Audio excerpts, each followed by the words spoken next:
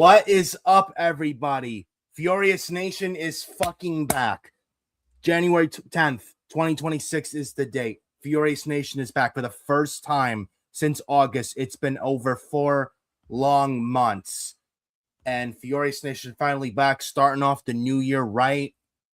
January 10th, late August. It was August the 30th of 2025 was the very last time I was on here on YouTube Live with Furious Nation, and then took a hiatus, was going to return for the WrestlePalooza weekend last September, but then I was a bit burnt out, and then decided to go on hiatus for the rest of the year, not knowing what to do.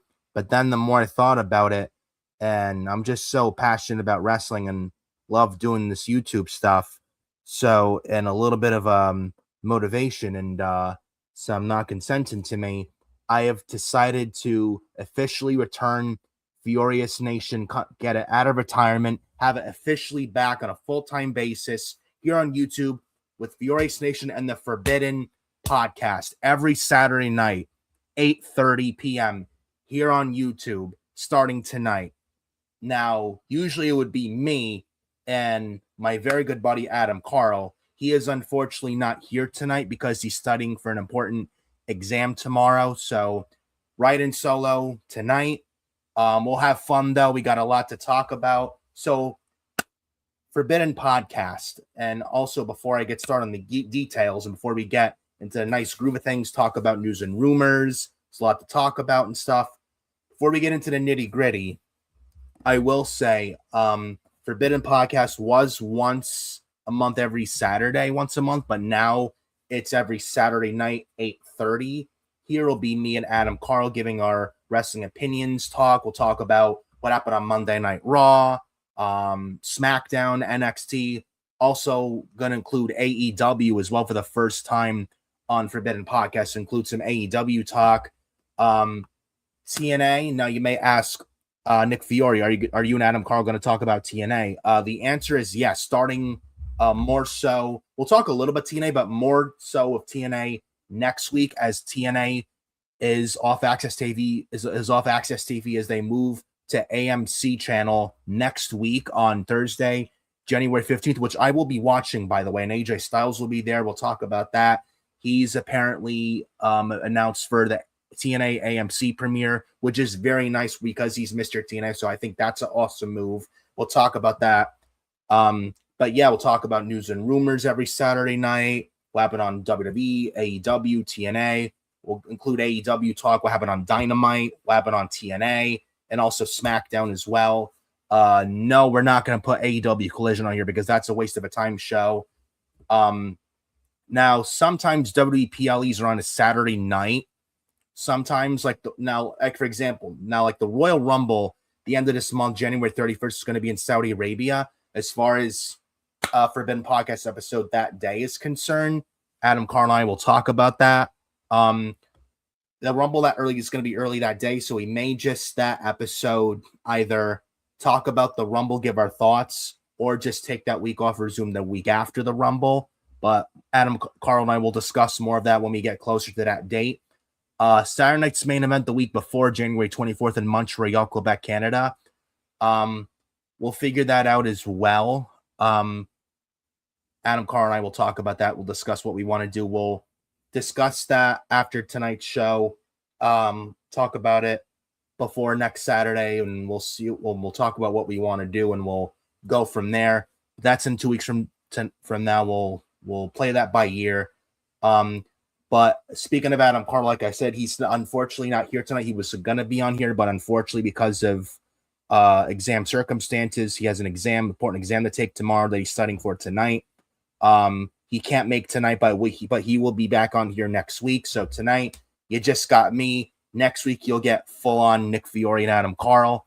But yeah, we'll talk about every Saturday night, most part, news and rumors, reports, what's going to be on WrestleMania, etc., etc. So it'll be a lot of fun. So went for a nice, fun, wild ride, and we're going to start off 2026 off right. We did have the start of, we had January 1st Thursday last week, and then January 3rd Now the reason I decided to start FioriousNation again January 10th tonight, and I didn't do it last week, January 3rd, was because I was at a indie wrestling event in Poughkeepsie, New York, which I'm from, called ACW, Awesome Championship Wrestling. They're a year-old indie company. A lot of great talent, and the guy who owns the company, because that created the company, is a wrestler there, and is also one half of the ACW World Tag Team Champions. I know the guy personally very well for years. Great dude. Name is Hale Collins. Shout out to Hale Collins and ACW, by the way. It's a great dude. He was there at ACW Poughkeepsie Rumble #2 last Saturday night. Good show in the Civic Center in Poughkeepsie, New York. So hence the reason why to start FioriousNation again here January 10th. So hope you guys understand that. But we're going to have some fun here. We got a lot to talk about. We've got Oba Femi eminently being called up to the main roster, which brand he's going to be on. We're going to talk about potential call-ups from NXT as well. Also happened on Raw in Brooklyn this past Monday night, which I was there live, by the way, at the Barclays Center. Not good of a show outside the beginning and then the main event. The Braun Punk, and then Io Sky and Rhea Ripley versus Kabuki Warriors for the women's tag team titles.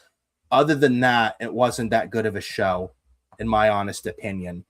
And I was there live, and Brooklyn was mostly a snooze fest during the show. We had NXT as well. I watched Oba Femi apparently vacated the NXT title, and it's being reported he's being called up very, very soon to the main roster. Will he be on Raw or SmackDown? We'll talk about that. Andrade's back in AEW and so much more. Matt Cardona back in the WWE as well. He's on SmackDown. A lot of Chris Jericho talk. Is he coming back to WWE? Is he going to be at the Royal Rumble, since we didn't see him this past Monday on Raw in Brooklyn, which some people thought he would be, and cost CM Punk the world title against Braun Breaker, and that never happened.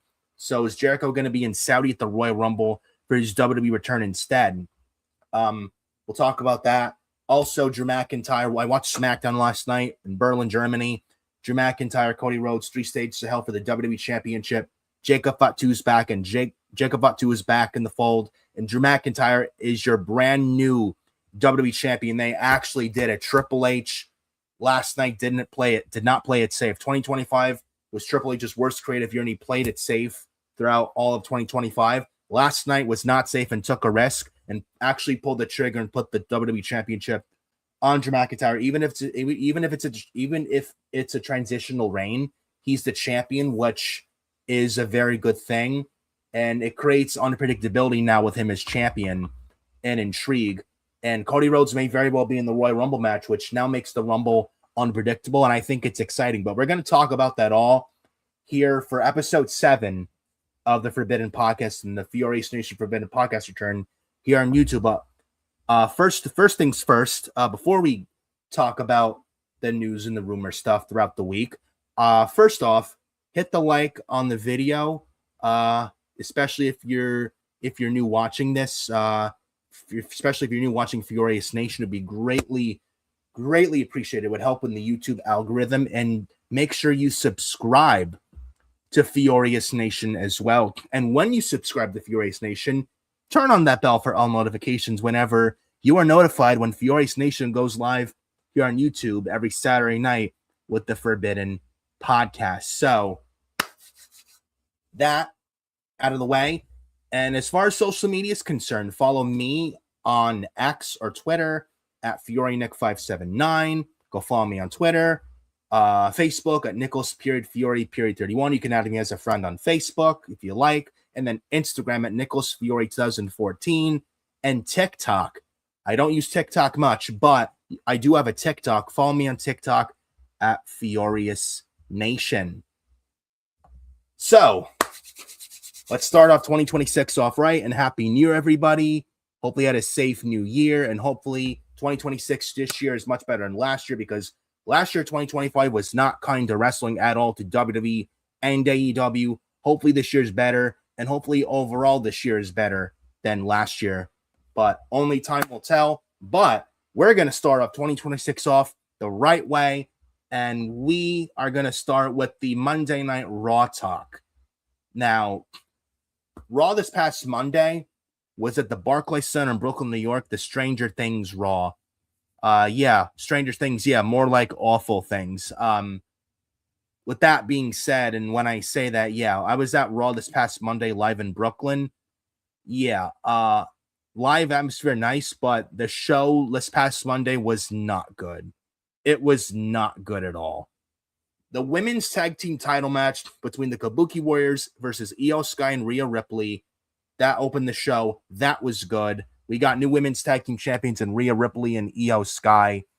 Happy for them, and I guess that's to start off the new year right with new tag team champions. I know the women's tag team titles don't really mean anything, but lately WWE showcased them for whatever reason, maybe because the AEW has the women's tag team titles and maybe WWE is petty. It would not shock me because, I mean, let's be real. Both companies are petty. AEW's petty and WWE's petty. Let's be real. So I think that's a big reason why WWE has showcased the women's tag team titles now all of a sudden, whereas before then, the women's tag team titles didn't mean jack shit because WWE didn't care about them, and those women's tag titles in WWE are useless anyway. Now they're just showcasing them more. But Io Sky and Rhea Ripley, they're the women's tag team champions now. Happy for them. They were very bold. Io and Rhea were both very over, and I was there live in Brooklyn for Raw this past Monday in Barclays. Io Sky got a nice pop. So did Rhea Ripley.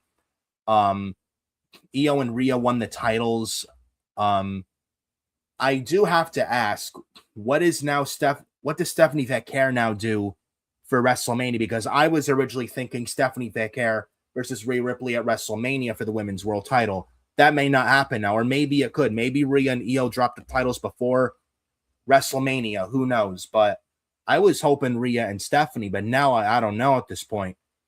Maybe Liv Morgan wins the Rumble. We get Liv Morgan and Stephanie Vaquer at WrestleMania for the women's world title, but is that really a WrestleMania match? Also, Liv Morgan's been having a story lately on Raw with the dissension with the Judgment Day with Liv Morgan, Roxanne Perez, and Raquel Rodriguez, who's been feuding with Stephanie Vaquer as of late, and then including Nikki Bella.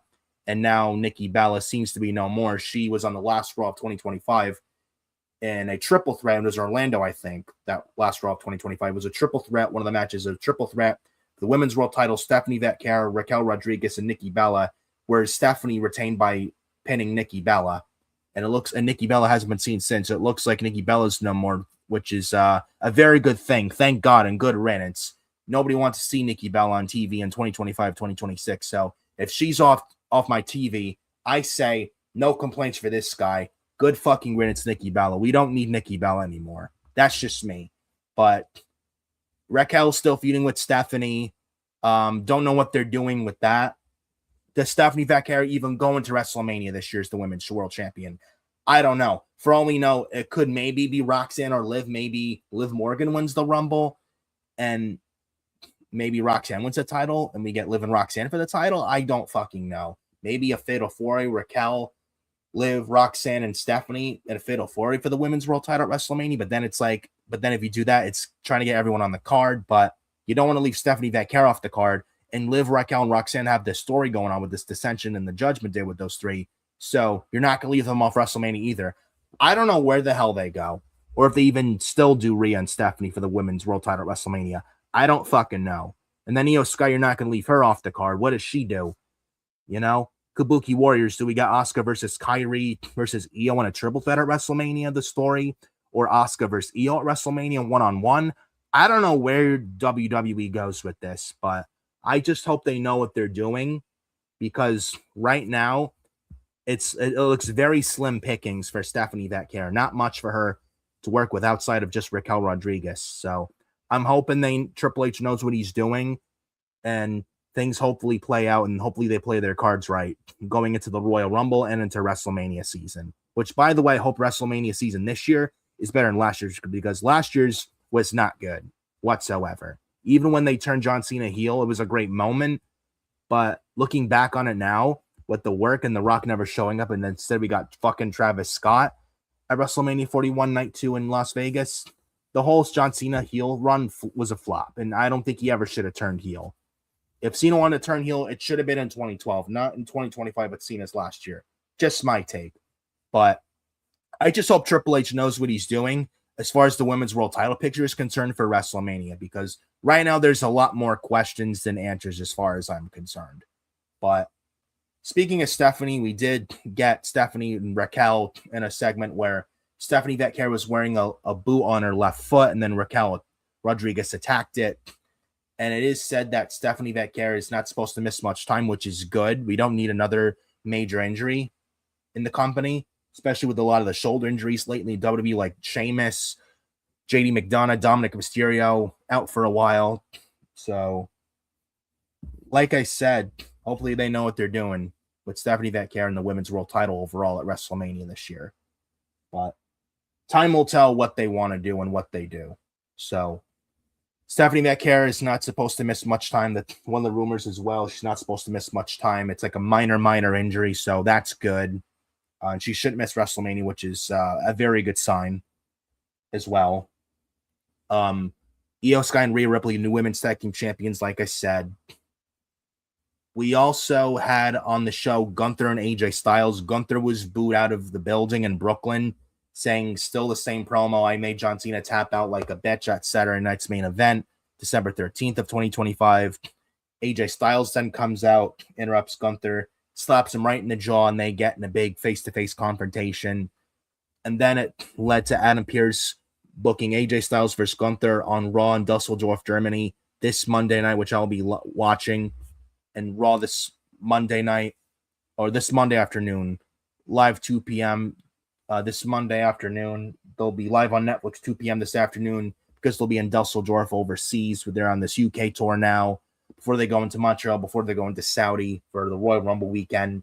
So they won't be in the United States for a show again until the beginning of February, which I think, if I look at the WWE event schedule, I think February 2nd edition of Raw this year, I think, correct me if I'm wrong, I think that Raw's in Philadelphia at the former Wells Fargo Center. So correct me if I'm wrong, I think that's that. But yeah, Gunther and AJ Styles, Gunther versus AJ Styles one-on-one is booked for Raw this Monday in Dusseldorf. Adam Pearce booked. That should be a banger next Monday. I'm looking forward to that match this Monday on Raw. I would say Gunther wins that. If I'm booking this, I'm having Gunther just destroy AJ, and then AJ Styles doubts himself. And then we get Gunther and AJ Styles going into WrestleMania, where AJ Styles puts his career on the line, and that's how Gunther retires AJ Styles. I don't know how you think, but that's how I'm thinking. Let me know what you guys think. Let me know. Leave it in the comment section how you would book Gunther versus AJ Styles if that's the plan going into WrestleMania. So let me know what you guys think on that.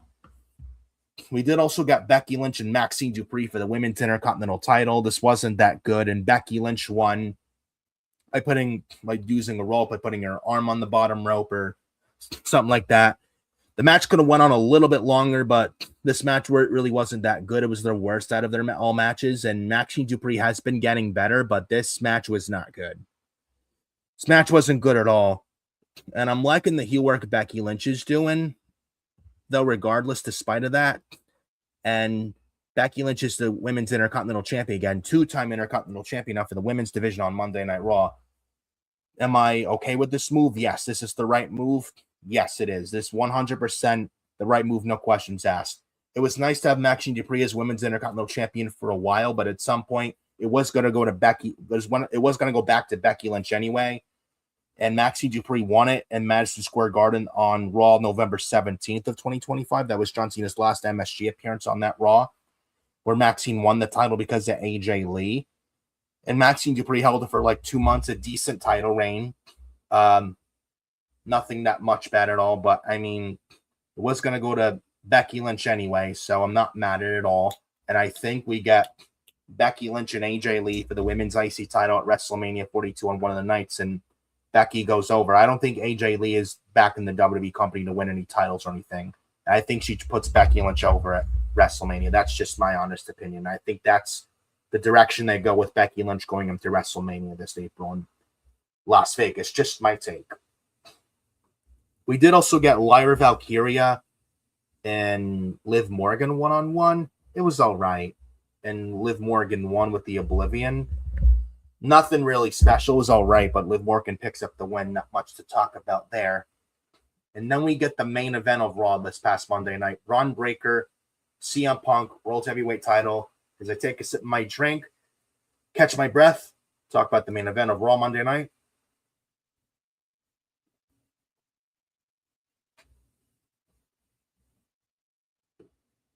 Nice. Got a drinking of water, but tonight, by the way, trying to be good, especially going in a new year.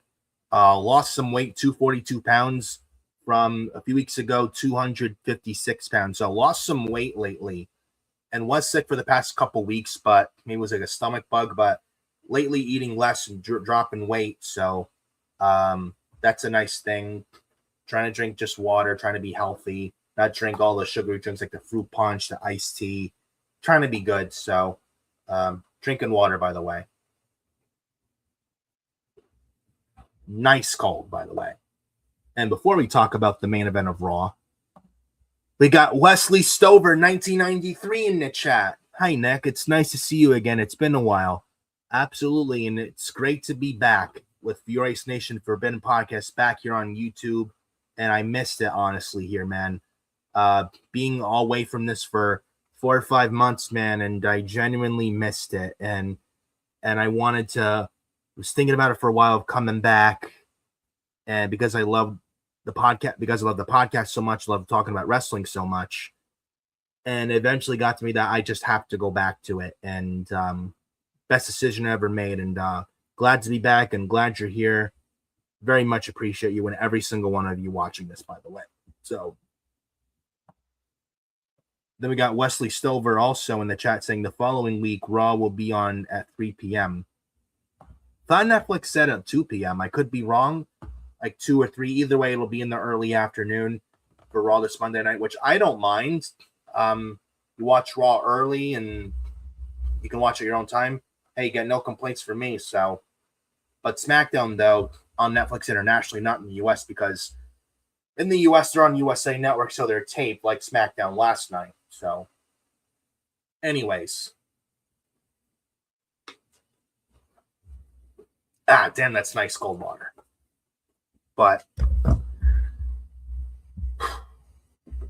so the main event of Monday Night Raw, this past Monday night at Barclays Center, Brooklyn, New York, World Heavyweight Championship. CM Punk defends the World Heavyweight Championship against the Vision's Braun Breaker.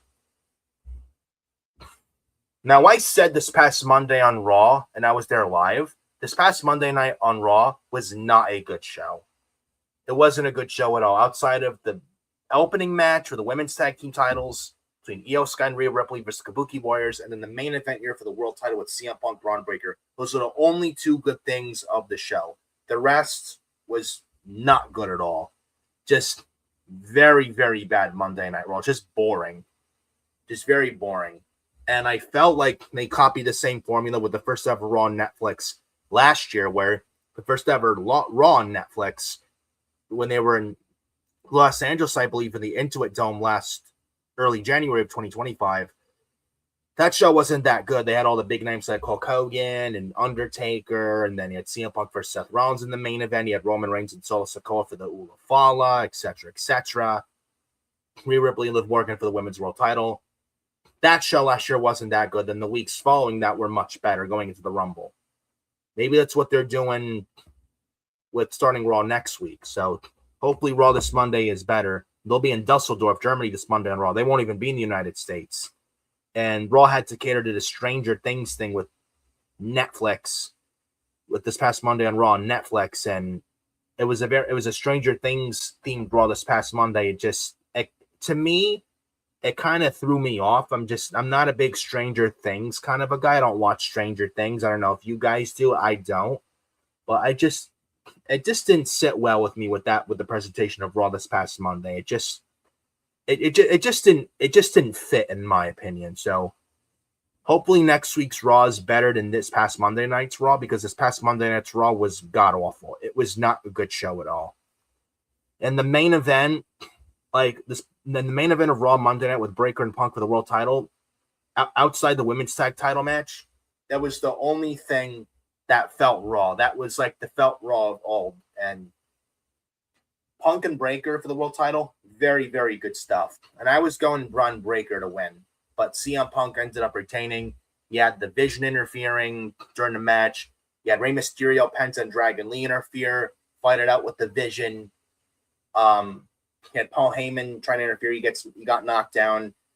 Braun Breaker puts CM Punk through the announce table with that leaping clothesline from the apron to over the announce table, and he put CM Punk through the table with that move.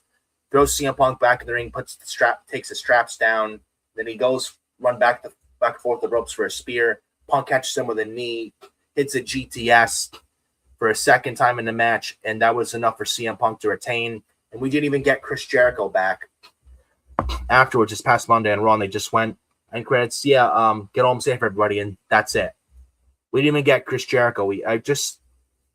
I was there live at Raw this past Monday in Brooklyn. I have to be honest, and coming from a big wrestling fan and WWE fan, this past Monday on Raw, it was a letdown. It was honestly a letdown, and I was very disappointed. I was expecting a lot more, and they really hyped the show up big this past Monday. But it's like when you hype up something big, you got to deliver, and they really under-delivered. And I was disappointed. Let's put it that way. I was very disappointed from Raw this past Monday night. We didn't even get Chris Jericho return, which I thought he would, because he's no longer in AEW as his AEW contract expired. He's still on the AEW roster page, but he's no longer with AEW. So we got no Jericho this past Monday night. No Y2J return, which I was hoping and everyone was a lot of people were anticipating. No new world champion either, and I thought Breaker would win. I'm not going to lose sleep over it. Maybe Braun Breaker wins the Rumble now to get Punk for the world title at WrestleMania. Maybe Seth Rollins gets involved, makes it a triple threat. If Seth is back in time for Mania, I know he's pushing for a February return before Mania, but I don't know if that's going to happen. If he is back before Mania, it would make things a lot better, and Breaker could beat Seth and Punk in a triple threat. The world title at WrestleMania, maybe that's why Braun Breaker wins the title. Maybe they do that. Maybe they have Roman Reigns in the mix because Seth and Breaker have history with Punk and Roman coming out of the Raw after Mania last year. Maybe you do that. I don't know. But CM Punk's still the world champion for now. I don't know if we do this match again, Punk and Breaker for the world title Saturday night's main event in Montreal. I don't think we need to. I would say maybe Braun Breaker wins the Royal Rumble now. He's probably a favorite to win the Rumble now at this point after losing to Punk on Monday. And no, like I said, no Chris Jericho either. Jericho, now, I want to talk about the Chris Jericho rumors linked with this, which leads to Chris Jericho. He's no longer in AEW. Chris Jericho is DONE done. With AEW, he's a free agent. He's no longer tied with AEW and Tony Khan. Now, despite the fact Jericho didn't return Monday night on Raw, do I think Jericho still returns to WWE? If you want to get my honest opinion, yes, I do think Chris Jericho still returns to WWE, but I think it's going to be in Saudi Arabia with him as a surprise entrant at the Royal Rumble. I think that's when we get Chris Jericho back in the WWE fold. And I do expect Chris Jericho versus LA Knight as one of the matches for WrestleMania, in my opinion. So I think we still get Jericho back, but we'll just have to wait till the Royal Rumble for that to actually happen. And it'll be interesting how they keep that a surprise, because with Saudi, it's hard to keep everything a surprise and keep everything silent. So people may know already in advance that Jericho's going to be back at the Rumble in Saudi. So who knows? But regardless, I think Jericho's back in the WWE come the Royal Rumble in Saudi Arabia. I think he is in the Men's Rumble in that match. And I think it sets up Jericho and LA Knight at WrestleMania in Las Vegas. So I think that's what they're doing since we didn't get Jericho this past Monday. So that's my theory on that. Let me know what you guys think on that. And Breaker losing to Punk Monday. Breaker looked very good, and the match was very, very good. I don't think Braun Breaker's buried at all, and he's not buried. He looked very, very good in the match with Punk, and he can hang with Punk. It'll be Braun Breaker's time. He's a future piece of the company. He's a future top guy in the company. He's going to be the world champion, and this year's going to be his year. The guy is going to be more than just fine. But probably now is not his time. It'll be Braun Breaker's time, but it's going to be WrestleMania where they're going to crown him. So that's that. So I'm not worried about Braun Breaker. He's not buried. He's going to be fine. He's going to be the world champ, but just not now. He'll be soon come WrestleMania. And I can picture Braun Breaker as a possible winner of the Royal Rumble or the Elimination Chamber to get to the world title at WrestleMania against CM Punk. And maybe we get Seth Rollins involved. Maybe he's back in time by Mania, which I would hope to make Breaker and Punk that much better, since Seth Rollins was kicked out of his own group division. And Breaker and Punk have been feuding lately, and then Seth and Punk have that history as well. And maybe add Roman Reigns making a fatal four-way since Roman's been battling division for months and has history with Seth and CM Punk. So we'll see what happens. I know there's rumors of Cody Rhodes, Roman Reigns at WrestleMania. I don't care for that. For a third time with Cody Roman at Mania. Their ending at Mania 40 was perfect. I would not try and mess with that unless you have Cody Rhodes go heel. And I don't think that even needs to be, and that does not need the title at all. And I don't think I would do them, and I would not do the match at all for Mania. I know some dirt sheets are saying it's gonna be Roman and Cody at Mania. I don't really believe much of the dirt sheets. We'll just see what happens. But if I'm booking this, if you're gonna have Roman on the Mania card, we'll even be at the Rumble. We don't even know at this point. We hasn't been seen since Survivor Series War Games, so I gotta ask, do we really need Roman right now? I don't know. Maybe not, since he hasn't been seen since War Games. So we'll see. We'll see whether it's whether Roman, Seth, Punk, Breaker, or Seth, Breaker, Punk, something like that regarding the world title match at WrestleMania. I like either of those scenarios. Let me know what you guys think on that. Breaker lost to Punk Monday. Breaker is not buried. He's fine. He loses nothing.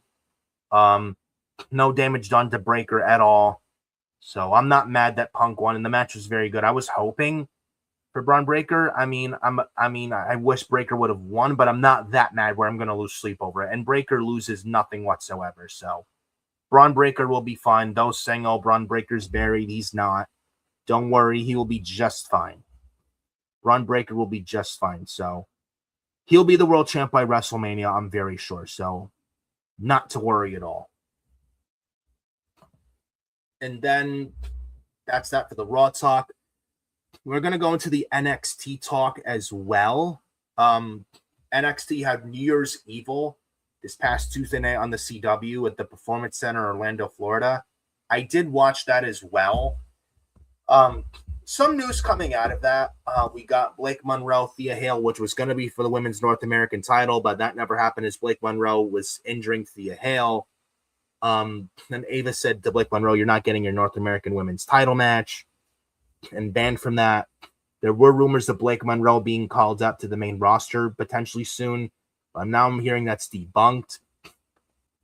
I'm hearing rumors of Jacy Jayne maybe being called up. I could see Jacy Jayne called up to SmackDown after WrestleMania weekend. And speaking of Jacy Jayne, she retained the NXT Women's title against the Evolve Women's Champion Kendall Gray, who I think is very good. She is awesome. I watched her live at NXT Gold Rush just past November at the theater in Madison Square Garden, where they had the NXT Gold Rush NXT this past November, the theater in MSG, where Kendall Gray fought Lainey Reed for the Evolve Women's title, where Kendall Gray won. Sorry, run. I don't know why I said that, but Kendall Gray won and retained. Very good stuff. And Kendall Gray is so fucking good. And I watched her stuff on Evolve throughout last year. The woman is very good. She's a very good wrestler. She hasn't been wrestling that long, I don't think, and she's this good. And I heard she has like this pro wrestling background. She knows Julius Creed very well. Fun little story. Julius Creed was the one that got her signed to WWE a couple years ago. And Kendall Gray hasn't been in WWE that long, and she's this fucking good, and she's young and that fucking good now. And I'm very high on Kendall Gray. She's one of my favorites right now, and she's that fucking good. And her with this pairing with Ren Sinclair with the Ren QCC and the Happy Wednesday lately, you know what? I'll be honest, it's been growing on me. Oh, I'm not gonna lie. I wasn't high on Ren Sinclair like for months going into 2025, but recently with the pairing with Kendall Gray and Ren Sinclair, Ren QCC, I'm not going to lie, folks. Lately, they've been kind of growing on me. So I think they have nice chemistry together. But Kendall Gray is on the rise. She's doing really well. I see her as women's champion for NXT around Stand and Deliver WrestleMania 42 weekend in Las Vegas, which, by the way, Kendall Gray is from, I believe. I see Kendall Gray beating Jacy Jayne. Now, Jacy retained against Kendall Gray this past Tuesday at New Year's Eve NXT, but I don't think it's a one-and-done with Kendall and Jacy. And I think Kendall Gray chases and eventually beats Jacy Jayne for the title WrestleMania weekend at Stand and Deliver. Then after Mania this past April, then Jacy Jayne gets called up, I think, to SmackDown after WrestleMania this year. That's what I think. I know Jacy Jayne, and they tease Jacy Jayne Sol Ruca next for the NXT Women's title soon, but I don't think Sol Ruca's beating Jacy Jayne. I don't see it. Sol Ruca's another one I think gets called up soon to the main roster, and I'd put Sol Ruca on SmackDown as well, since SmackDown Women's Division needs all the help they can get. They just got Jordynne Grace signed to SmackDown, which is nice, but they need a lot more than just Jordynne Grace. They need women on SmackDown like Sol Ruca, Jacy Jayne, Lola Vice is another one. Jada Parker's another one I put on SmackDown as well. I think she'd kill it on SmackDown. Women like them. Blake Monroe could, but I don't know if you want to really gut the NXT Women's Division like that. Blake Monroe I could see by the end of 2026. I'm not sure about right now. And I'm hearing rumors Blake Monroe may stay in NXT for now. Maybe get the NXT Women's title at some point this year. And maybe at the end, by the end of 2026, you call Blake Monroe up to Raw or SmackDown. I'm not sure about right now, though. As reports were saying, and now it's debunked that it's not. It was talked about, but it's probably not going to happen. But just my takes on that. So Jacy Jayne, Kendall Gray, NXT Women's title, Jacy Jayne retained. I don't think it's over with those two at all, not by a long shot. We got Tatum Paxley and Izzy Dame one-on-one. Tatum Paxley won. They've been feuding lately. Speaking of Izzy Dame, she did compete later on that same night and beat Thea Hale for the Women's North American Championship. So Izzy Dame is your brand new NXT Women's North American Champion. I'm not really that high on Izzy Dame, I'll be very honest. I think she's still got work to do. She's very green. I'm not high on her right now at all. Hopefully she proves me wrong coming out of this past Tuesday, but I don't see it. I could absolutely see Tatum and Izzy fight again, but this time for the Women's North American title. I think I could see Izzy Dame retain. Thea Hale may get a rematch, but I don't know if she wins it back. But this is what I'm thinking. If Izzy Dame, though I'm not high on her, if Izzy Dame goes into Stand and Deliver weekend as Women's North American Champion, this is what I may think. And this is one of the things I want to talk about. I want to get your thoughts on this. Apparently, Anna Jay from AEW, Anna Jay's current AEW contract expires this March in 2 months. And it's said that Anna Jay is exploring her options. We've not seen her on TV in a while, and she hasn't done much of anything. She was on TV, then she got taken off, and now she's in Guantanamo Bay not doing fuck all. And she's actually come a long way. She can wrestle and bump it. She's not scared to get her hands dirty. She's got the look. She's got potential. But apparently her AEW deal is up in March, and apparently Anna Jay's exploring her options. I see Anna Jay making the jump to WWE. I think she'd fit like a glove in NXT, especially with Sol Ruca, Lola Vice, Jordynne Grace, Jacy Jayne, with women like them being called up to the main roster in the very soon future. NXT's going to have to fill those gaps, one of them being Anna Jay.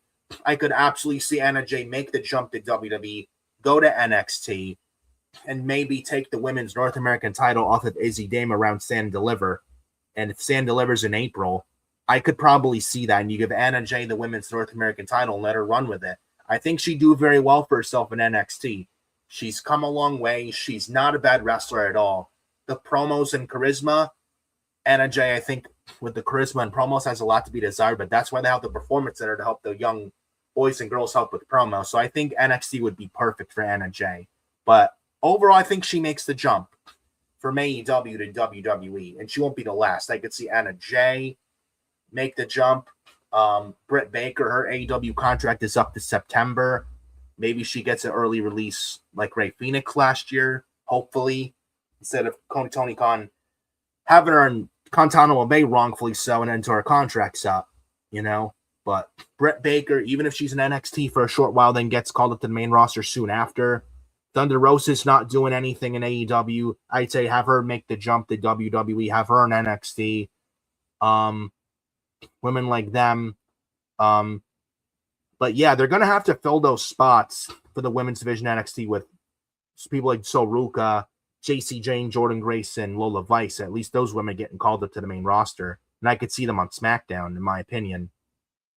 But yeah, Anna Jay, I mean, if you're looking for spots when that happens, when with people like Soruka and company being called up to the main roster and the NXT's got to fill those spots down there, Anna Jay, I think, will be a very nice spot to fill in NXT, and she'd do very well in that mid card, in my opinion, for that women's North American title. We may even get a Blake Monroe Anna Jay feud in NXT for the women's North American title. Who knows?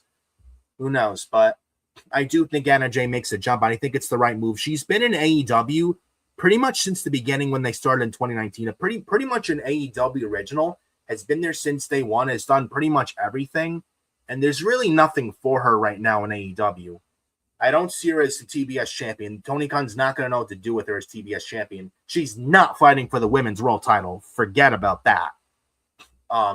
Women's tag titles, but it's like, what else do you do with her? I think Anna Jay makes the jump, but I think that's the right move in my opinion. And we got Chris Galagos in the chat. What's up, Chris? Welcome to Furious Nation. Make sure you hit the like and subscribe to Furious Nation. Be greatly appreciated. It says AEW is garbage. I 100% agree. Especially with this past Dynamite. Was so bad. Wasn't as bad as Monday's Raw, but holy shit. So fucking bad and boring. And we're going to talk about AEW Dynamite this past Monday. Believe me. So stay tuned for that. With Andrade coming back and the Don Callis family. Jake Doyle now in the Don Callis family. Oh, we're going to talk about that. Believe me, we're going to talk about that. And then Chris says, I gave up watching AEW when CM Punk left. Yeah. Cody Rhodes leaving in 2022 was a nail in the coffin. And then CM Punk, no matter what you think of him, when he was in AEW, he made AEW that much better.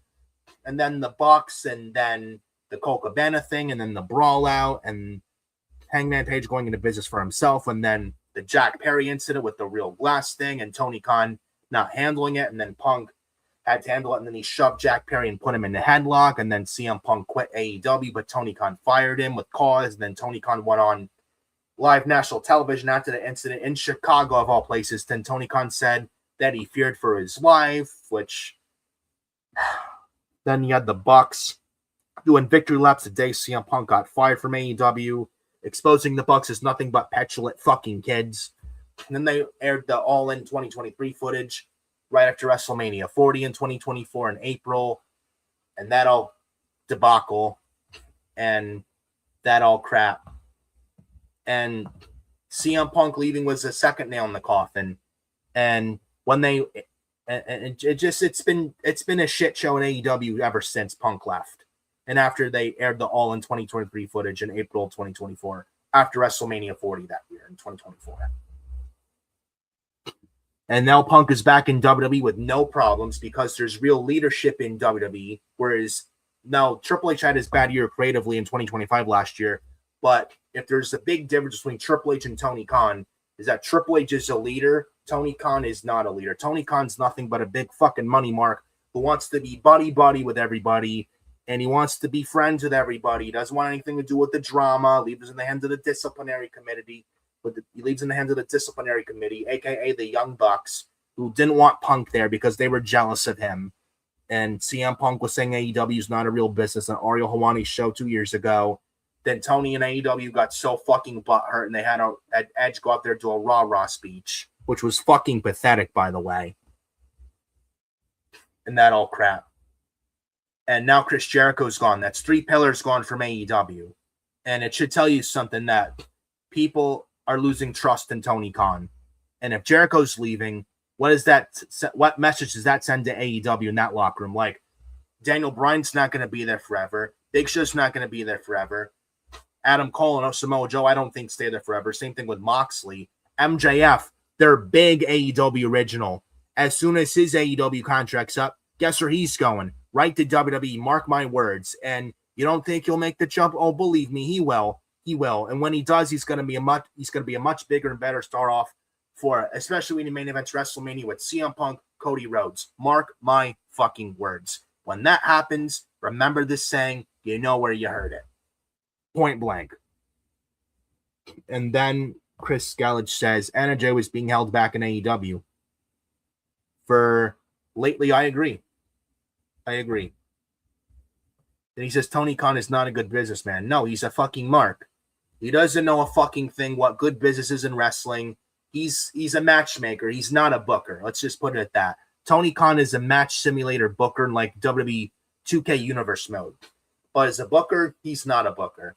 He just does a fucking match with no story behind it whatsoever. You can have a good match, but if you have no story, how am I and the viewers supposed to care? You can't.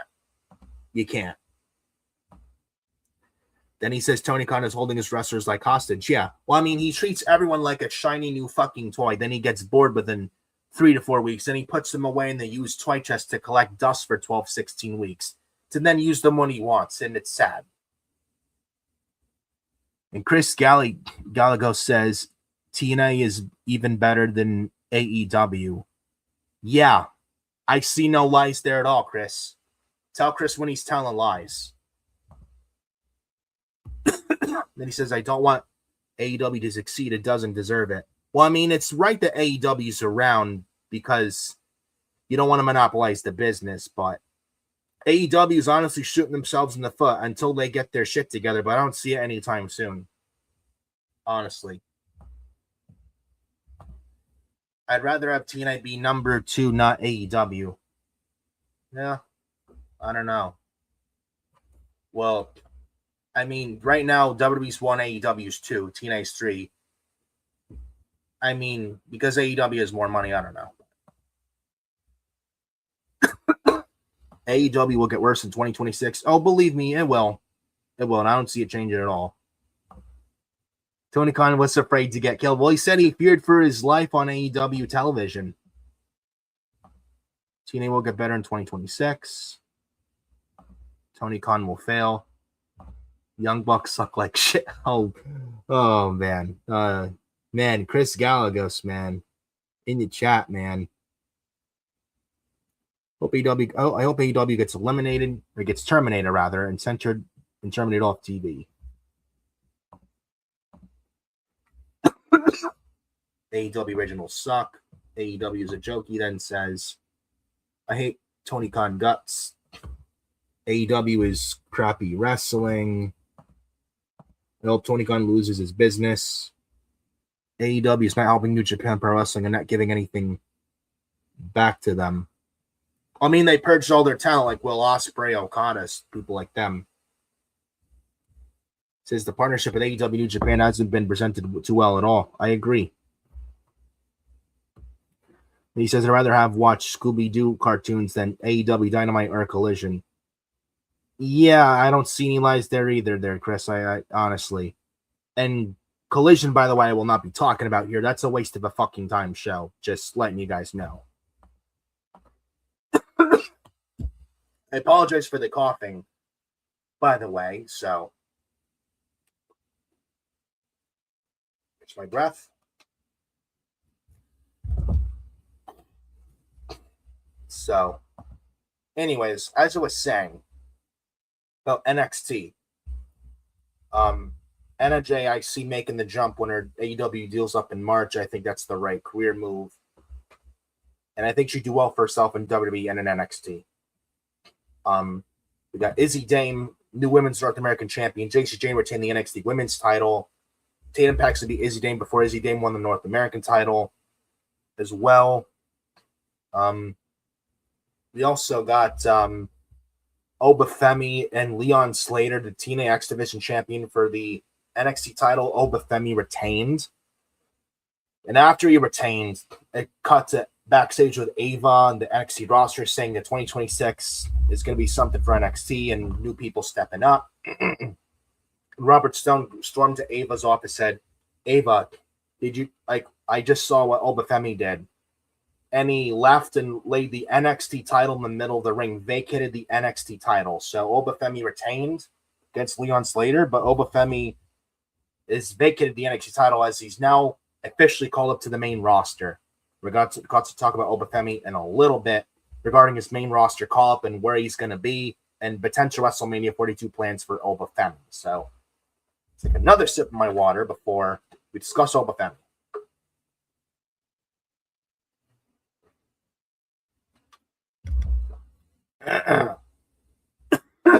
I apologize, man. Just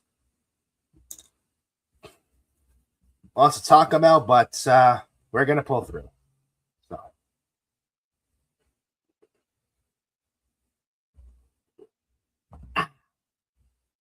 So, Oba Femi is apparently rumored to be called up imminently soon to the main roster. And apparently, according to reports, Oba Femi is going to be on the Raw brand. Which, by the way, speaking of the Raw brand, forgot to mention this earlier, Javon Evans is also now on the main roster. He's now on the Raw brand. He's going to do well there, being a young prospect. He's going to do well. Oba Femi especially, I think, will do well. Now, I was hoping Oba Femi would go to SmackDown, but it looks like he's going to Raw. He could do either show, but whatever brand he ends up on, either show's lucky to have him. And I'm excited for Oba Femi being called up to the main roster, man. The guy is ready, and he's been ready for months. The guy has been wrestling that long. He's that fucking good. He's over as hell. He's a big future piece of the company. And with Jacob Fatu back on SmackDown, maybe that's why Oba Femi is being called up to Raw, not SmackDown. Because maybe they're kind of similar, Oba and Fatu. But Oba Femi, man, I've watched his stuff on NXT. The guy is so fucking good. For a big man, he can wrestle. And very good promo, got the look, very good presence, charisma, over as fuck with Oba Femi as the ruler, and fans every time he talks they go, "Woo! I am the ruler. Woo! The destroyer. Woo! The bringer of war. Woo! And I am the mountain that you cannot climb and that you cannot conquer. Woo!" With Oba Femi having so much charisma and a very good presence, a good promo, and he's good in the ring too. The guy can wrestle. And he's been in NXT for like a couple years now, and the guy's ready. He's been ready. He should have been called up months ago. I don't know what the hell they were waiting for, but he's now eminently being called up, and it's expected for him to be on the Monday Night Raw brand. So, again, he could do either show. I don't mind him on SmackDown. I don't mind him on Raw. I would have loved for him to be on SmackDown, but he's going to Raw. Listen, I have no issue with it at all. And it injects some excitement with him being called up. And there's nothing left for Oba to do in NXT. He's done everything. He's fought everyone. There's nothing left for him down there at all. And it's time to call him up, honestly. And I know people were upset that Leon Slater didn't win. I'm actually not upset with it, because if you're calling Oba Femi up, why would you have him lose his last NXT match on the way out to get called up to the main roster? Because it's like, you want Oba Femi called up to look like a monster when he's getting called up. So you like, it's not really a good look to have him lose his last NXT match and get called up. It's not really a good look. Certain people it works with, but not with Oba Femi. And you want Oba Femi to look strong getting called up. And it's said that Oba Femi has possible big WrestleMania 42 plans, big ones at that as well. So if that is the case, and if he's being put on Raw, not on SmackDown, this is what I'm thinking. I want to get your guys' thoughts. This is my theory for WrestleMania. I think we get Gunther and AJ Styles at WrestleMania. Now, Oba Femi, I think he maybe gets Brock Lesnar at WrestleMania.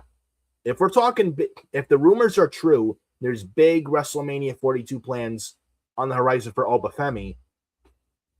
a match with Brock Lesnar at WrestleMania, it lives up to that, and you can't get bigger than an Oba and Brock match at WrestleMania. And how Brock Lesnar was in 02 the next big thing. He was young, coming out of college, and he was this young rookie guy, and he was on the rise, and they dubbed the next big thing. I see some of that in Oba Femi, honestly. And you could have Lesnar and Oba at WrestleMania, and Lesnar puts Oba over, and Oba Femi goes over big over Lesnar at Mania, in my opinion. And a loss to Oba Femi doesn't hurt Brock Lesnar at all. I don't think it hurts Brock Lesnar whatsoever. He won at WrestlePalooza. He won in the War Games this past November. Is a loss to Oba Femi at WrestleMania 42 going to harm Lesnar at all? I don't think so. And I know there's maybe Brock Lesnar and Gunther at WrestleMania. That's a WrestleMania-worthy match. But John Cena, I remember one of the WPLE post shows, well, a few of them, I think one or two of them, a few back. I heard John Cena say that the summer, this August, is going to be Lesnar's last hoorah. And this early August is SummerSlam, 2 nights in Minneapolis, and that's Brock Lesnar's hometown. Maybe we get Brock Lesnar. I think we maybe get Gunther, AJ Styles, WrestleMania, then also WrestleMania, Oba Femi, Brock Lesnar, and then we get Gunther and Brock at SummerSlam this August, one of the nights in Minneapolis, Brock's hometown, and that's Lesnar's last match, and Gunther can retire Lesnar. After Gunther retires AJ Styles, maybe at WrestleMania. That's what I'm thinking. So let me know what you guys think. I think maybe that's a direction they go. So I want to get your thoughts on that, because I think that's the direction they go. And listen, Oba Femi, big WrestleMania 42 plans. Oba Femi, Brock Lesnar, you can't get bigger than that. And I think Oba and Lesnar, that's a big money match right there. Sign me right up. You got no complaints from me. And Lesnar, I mean, how long the match would be, I'm not sure, because Lesnar maybe can't go for more than a few minutes, but Oba Femi can carry him. And I mean, just like the stare down would be nice. The promos, something like that. And Lesnar and Oba is a big time match. So I think that's what they do with Oba Femi at WrestleMania. Just my thought. Let me know what you guys think on that. I want to hear it down in the comments. But Oba Femi's getting called up. I'm excited. It's time to call him up. He vacated the NXT title. I wonder who's going to be the NXT champion now. The NXT men's division is very bleak. The only ones I have that are established are Ricky Saints, Ethan Page. But Ethan Page I could see called up soon to the main roster on SmackDown, paired with Chelsea Green. I think that would be nice instead of the Secret Service crap they got going on with Chelsea Green and Alba Fire. Maybe a Matt Cardona with Chelsea Green and Ethan Page maybe as well. Maybe format Ethan Page, Matt Cardona tag team on SmackDown. Who knows? But just my take on that. Ricky Saints I could see get called up to SmackDown by the end of the year as well, especially in the same show as Cody Rhodes as well. That NXT men's division is very bleak, so I don't know who they got as NXT champion after Oba Femi vacated the championship. I have no fucking clue. I just hope they know what they're doing as far as the NXT men's title is concerned down there, because the NXT men's division is very fucking lacking. They don't have much down there to like Nico Vance. Like, who cares? They got Sean Legacy, but he's from Evolve. Jackson Drake from Evolve. They really need help in that NXT men's department bad. And hopefully they do something to fix that. And I'm also hearing Will Hobbs, Powerhouse Hobbs from AEW. WWE is apparently interested in him. I'm hearing WWE is also interested in David Finlay, who is the son of Fit Finlay. David Finlay's from New Japan, and WWE apparently has interest in him, want to bring him in soon. And I think he has a contract coming up soon as well, and WWE wants to bring him on in. I think David Finlay would fit like a glove on NXT. I do.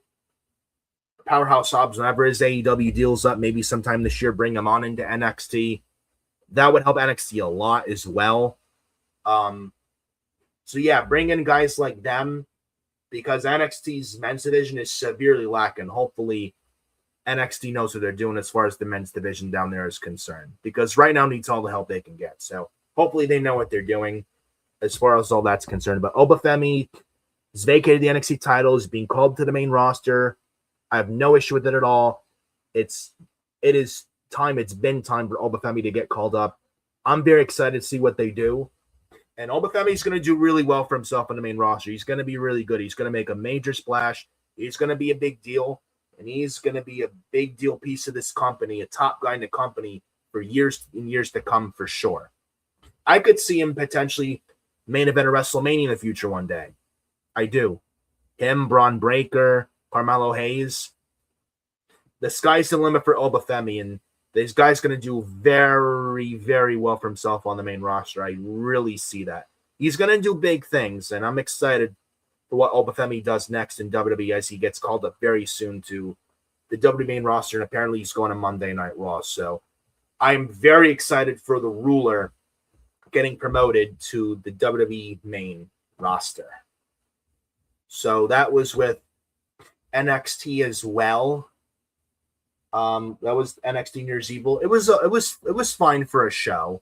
Definitely better than Raw this past Monday. But it was news. It wasn't perfect by any means, but it was definitely for sure newsworthy coming out of Tuesday, especially the Oba Femi stuff. Then Jacy Jayne, Kendall Gray, like I said, I think Kendall Gray chases against the title at Stand and Deliver weekend. That kind of stuff, like I said. Another little quick note about Raw I forgot to mention. Raw apparently returns to MSG this March 30th. The tickets go on sale for that show this January 12th this month. I'm not sure if I'm even going. Tickets may be pretty pricey. I don't know if I'm even going to go, honestly, but we'll see. We'll see regarding that. But Raw does return to MSG. Raw was in MSG this past November 17th for John Cena's last MSG appearance. Raw returns to MSG this March 30th in Madison Square Garden for Monday Night Raw. So a little quick note on that as well, which is nice. I don't know how expensive the tickets are going to be, how much TKO is going to charge, and I don't know if we even go to that Raw. But if NXT the next day is going to be a theater in MSG the next day, you know who will go, and it'll be this guy. So we'll keep an eye out on that. Not sure about the Raw and MSG, but Raw will return to MSG this March 30th on the road, during the road to WrestleMania 42. And I think it's like 2 weeks before WrestleMania 42 as well. If the WrestleMania 42 is going to be on April 18th and 19th, Saturday and Sunday night in Las Vegas. So, but yeah, Monday Night Raw returns to the world's most famous arena, Madison Square Garden, this March on March 30th, which is a Monday night. We also got other news about Raw. Logan Paul re-signs with WWE, signed a new deal. We all know he's not going anywhere. It's nice to keep him around. Not a big Logan Paul fan, but he does get very nice, garnering good heel heat. He's part of the Vision as well. Self-explanatory. There was no reason to see him leaving. He's doing fine in the Vision. He's not going anywhere.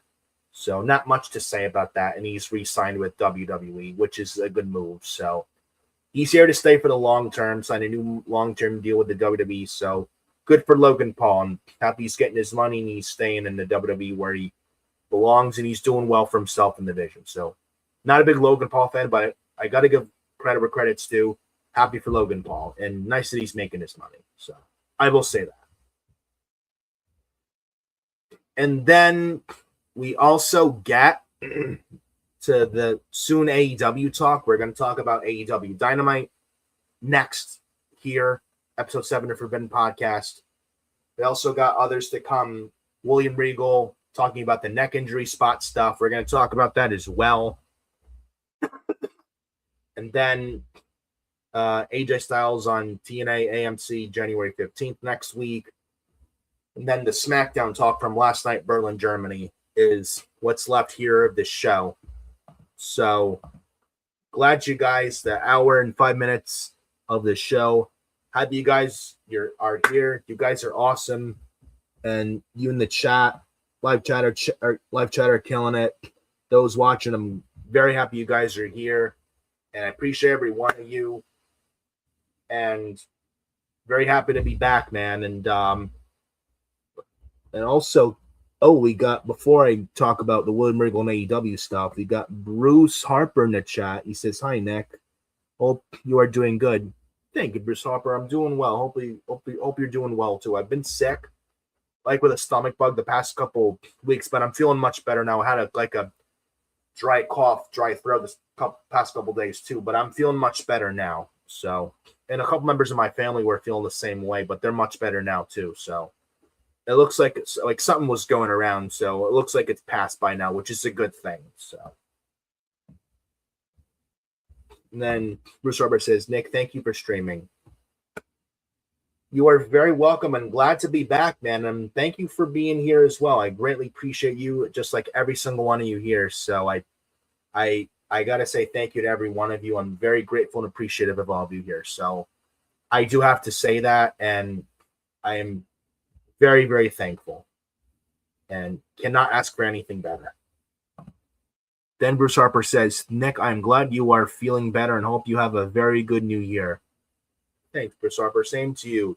Hopefully this year is better than last year. Last year was not good. Last year, 2025, was not a good year.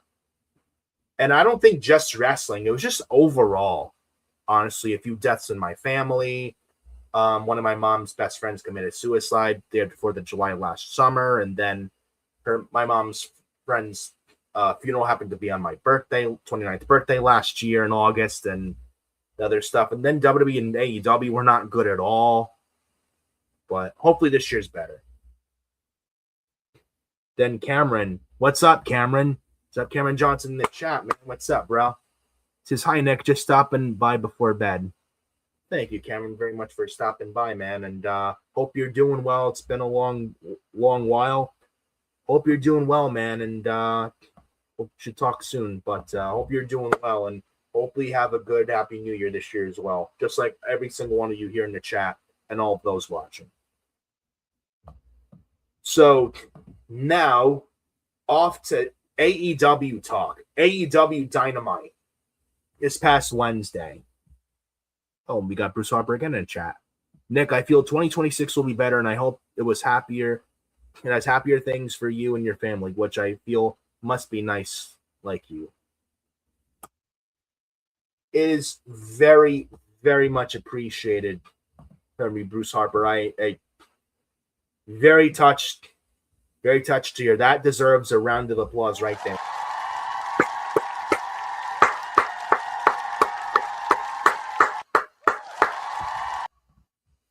Thank you so much, Bruce Harper.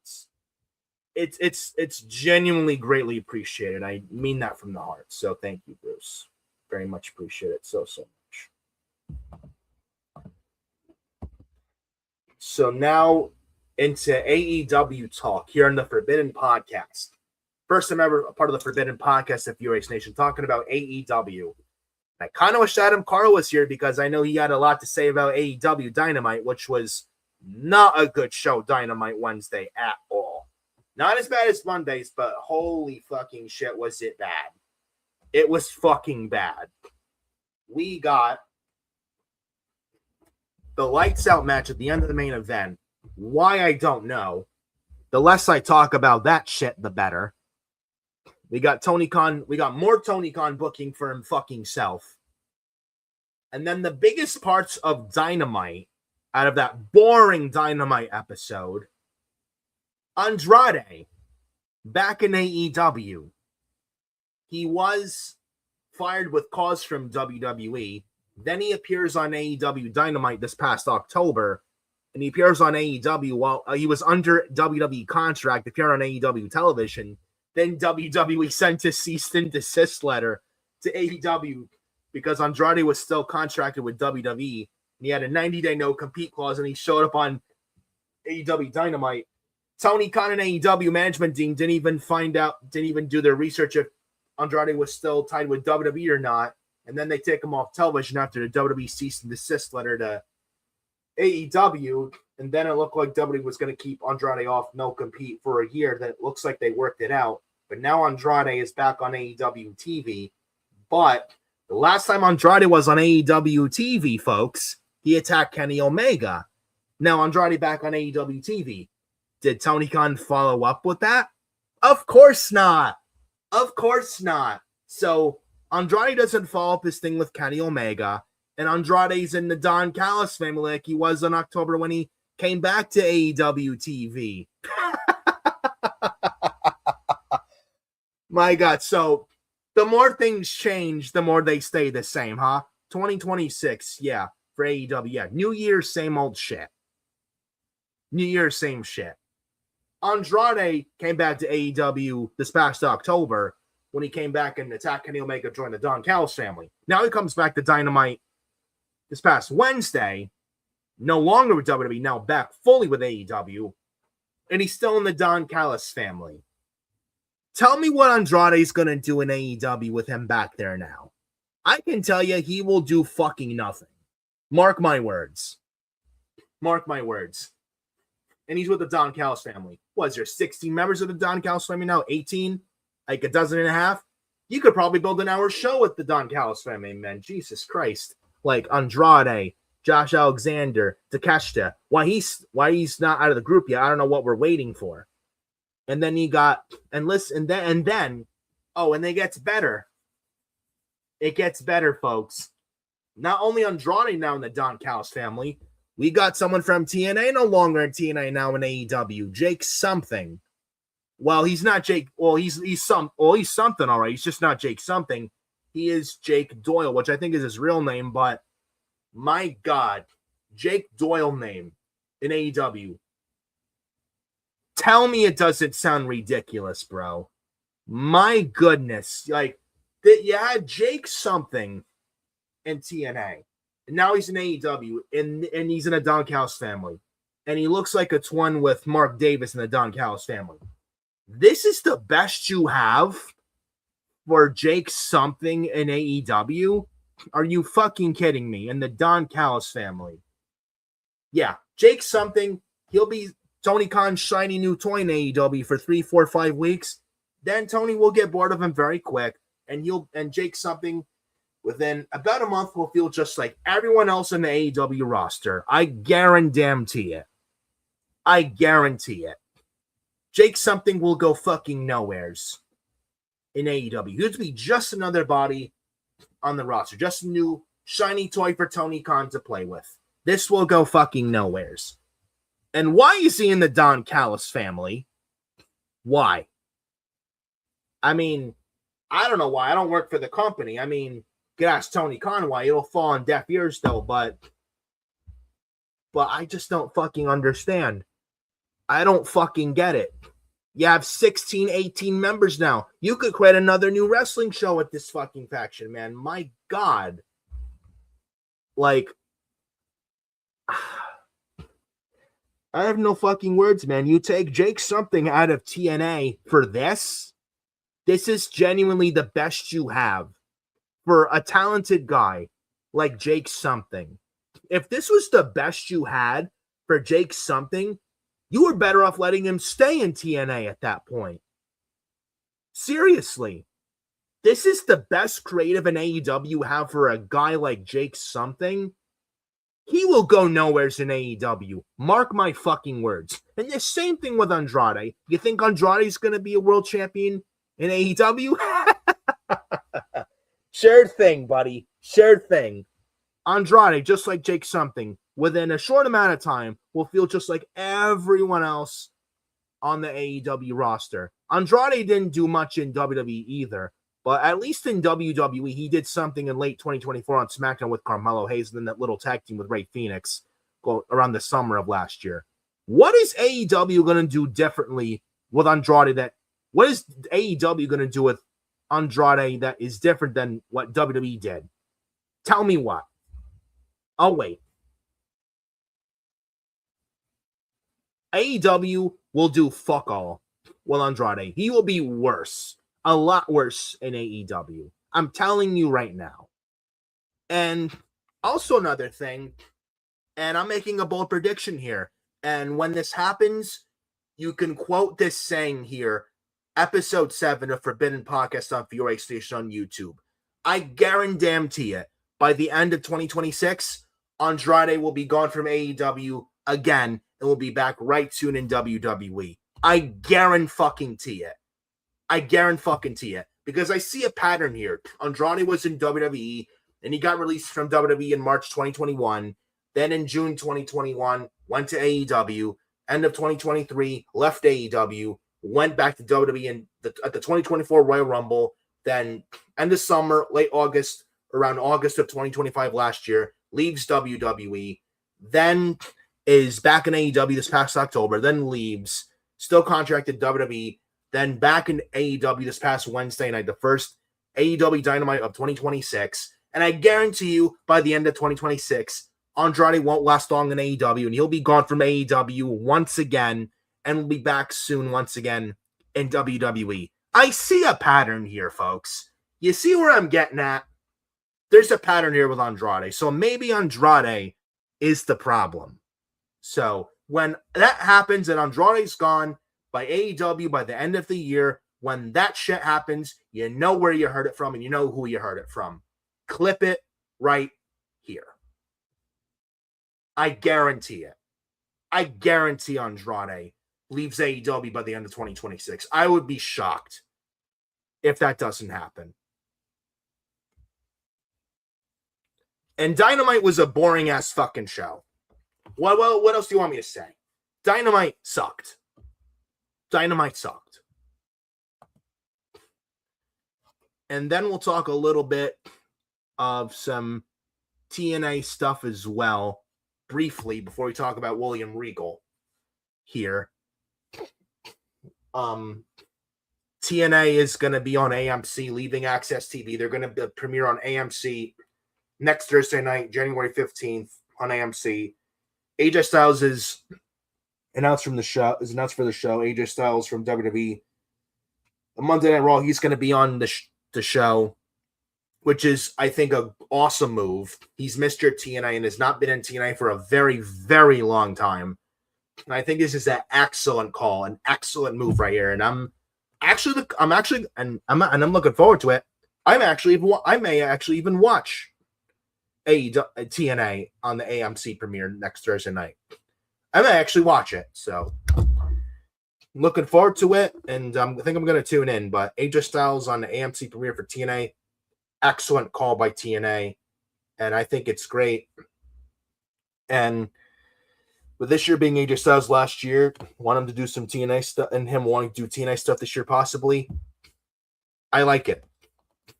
I'm sure you guys probably feel the same way.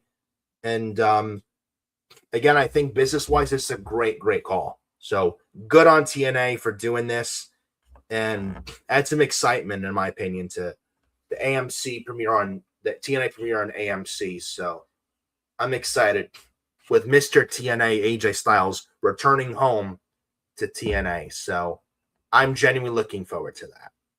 I am. And then we go to the William Regal talk.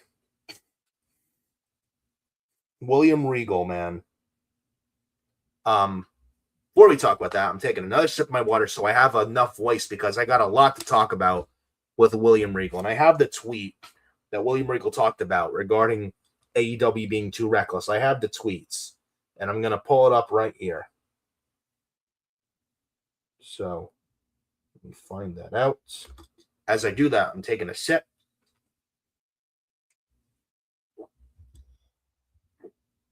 Let's see here.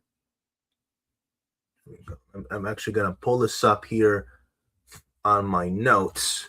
Let me get on here. Let me see here. Should pop up momentarily. Here we go. Let's see. William Regal. Here we go.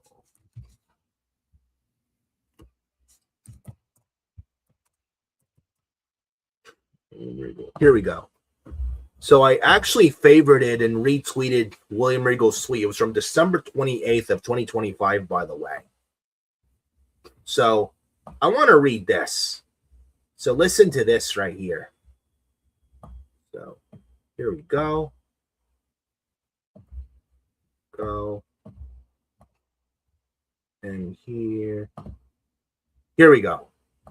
So on December 28th of 2025, this is around the time after AEW World's End, where Kyle Fletcher and Jon Moxley had their semifinal Continental Classic match, where Kyle Fletcher and Jon Moxley had a dangerous spot where Kyle Fletcher landed on his head and could have really injured his neck bad. And this is what William Regal had to say overall about AEW's reckless, unsafe environment, where WWE has a safer environment. They're not having wrestlers go out there and kill themselves and break their necks and risk their lives out there. Whereas AEW, it's like they just let these guys do it, and girls do whatever they want and do pile drivers on the apron, multiple finisher kickouts, and match ends in a fruit roll-up or a small package. And there's no in-ring psychology in AEW whatsoever. Whereas WWE, there's one finisher, doing a finisher one time, and it means something. And you're not going out there and breaking your necks out there. Where AEW is a very reckless environment, and these guys are fucking killing themselves out there when they don't need to. So this is what William Regal says regarding the neck injury stuff. And he posted a picture in his tweet about his broken neck as well. This is what he said. William Regal said in this tweet, "I stay off here, but was alerted to something today that has alarmed me. I don't read any comments, so don't waste your time trying to argue or justify your very wrong opinions on this. I broke my neck twice. September 1993 in ring, and the car wreck in 1997, and stupidly never told anyone. And I was taught properly how to bridge and not land on the top of my head. It's a skill that maybe 99.9% of people don't know or will ever learn anymore. I kept going somehow, but knew all the tricks that, again, people don't learn now, and watch film and just copy.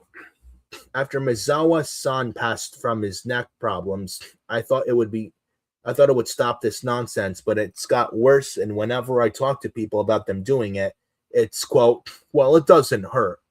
Believe me, it will. I have people close to me now, Brian being one, who is suffering daily like myself from his neck. The daily misery and sleep and every other aspect of your life is more than hard. All the people use the term tough about me. You'll never hear me say that, as I'm not, and I don't think I am or have ever been. Money and whatever nonsense fame is supposed to be is not worth the pain or supposed to evening glory you get from these ridiculous moves, dropping yourself on your head. The vast majority of fans don't know the difference between a vertical suplex and a brainbuster, and that's a far tamer move than many I see now. I'm 57 and become less relevant every day, but fame has never been my thing, so most of you doing this stupid stuff are not going to listen to me, but hopefully if you do. Stop it now if you want a decent quality of life after wrestling, because that part of your life will be over before you know it, and wrestling done right is hard enough, but broken necks or death are not something you should think is tough or cool. It's idiotic thinking."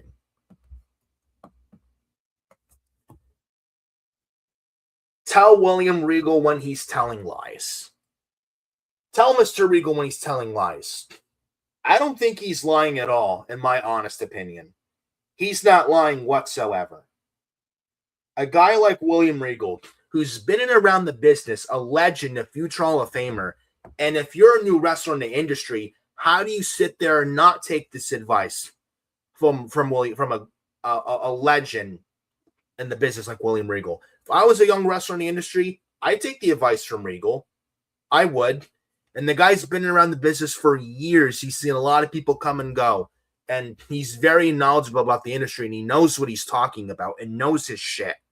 Why would you sit there and not listen, say, piss off, William Regal, fuck you, you don't know what you're talking about. I don't need to hear your old-ass advice. How do you sit there and not take that advice? And Regal isn't wrong.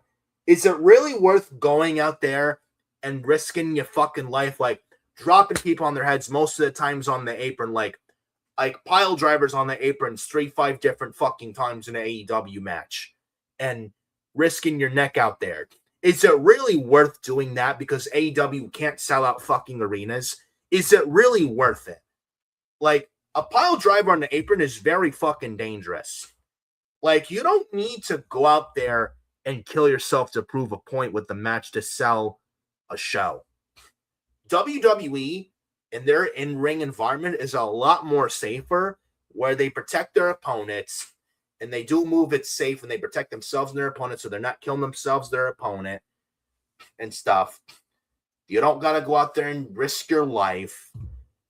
And WWE's a lot safer. They're not doing these chair shots in the heads anymore, not doing these risky, like, pile drivers off the apron or off the top rope or second rope. This package pile driver was banned for 10, 15 years until Kevin Owens started doing it during the feud with Cody Rhodes in early 2025 last year. There was a reason they didn't do that, because it was dangerous, and Kevin Owens done it in a much safer way to make the move also mean something. By the way, he did it in a safer way, and also at the same time, Kevin Owens made it mean something. AEW, you see all these finishers, one finisher kick out, second finisher kick out, third finisher kick out, fourth finisher kick out, fifth finisher kick out, sixth finisher kick out. Maybe more finisher kick outs, folks? Do I keep on going here? And then we end the match in a fucking fruit roll-up in an AEW match. There's no in-ring psychology in AEW whatsoever. None. Whereas WWE, you just do a finisher once, and it's a lot more impactful and has a lot more value and meaning behind it. You don't need to go out there and do half a dozen finishers and kill someone out there to prove a point, just because AEW can't sell out tickets. And I hope someone from AEW is listening to this, by the way, too. Not just from William Regal, but from here too. AEW wrestlers do not need to go out there and put their lives on line or risk their necks just to prove that AEW, like, oh, AEW's were the best wrestle. Yeah? You don't need to go out there and fucking kill yourself and kill someone out there, give them a concussion or give them a neck injury where they can't wrestle anymore. You don't need to drop someone on their head on the apron or on the floor to prove a point. You don't need to fucking do all that shit just to make your point. All you need is a story. You don't need just a match in dangerous fucking spots where it looks fucking dangerous, or a move off like the AEW stage, or a move or a leaping powerbomb from the stage, AEW stage, on a car, for example. Just theorizing. You don't gotta fucking do that. I mean, shit looks dangerous, but you don't need to do that. You don't need all the blood and guts. Moxley bleeds in matches every fucking week. You don't need that every single week. WWE doesn't do blood in matches every week. And they do it once in a while when a feud calls for it. And when they do it, they don't do it all the time. And when they do it, it means something. AEW just beats it with a fucking dead horse. They do it every single week, and it means nothing. And you wonder why AEW gets shit on for that. And rightfully so. You don't need to have wrestlers bleed every week. You don't need all the plunder every single week with AEW Dynamite every week, a plunder match or a hardcore match every single Dynamite. You don't need that every week. You don't need wrestlers kicking out of constant finishers every single time on AEW. You don't need wrestlers going out there and dropping people on their fucking necks, potentially injuring them or worst case killing them. You don't need that shit. You don't. All you need is a good story to sell AEW and their product. But I doubt they listen, because it goes in one ear, out the other with Tony Khan. He just books for himself like it's a E-Fed, because Tony Khan's a sicko, like a lot of the AEW sickos. But I doubt they listen to this, and I think they need to listen to this, because AEW in 2019 and 2020 wasn't all about dropping people on their heads. They were about story. And I wish AEW was like that. If AEW was like that, they'd be so much better off now. But will they listen? I highly doubt it. Very, very much so.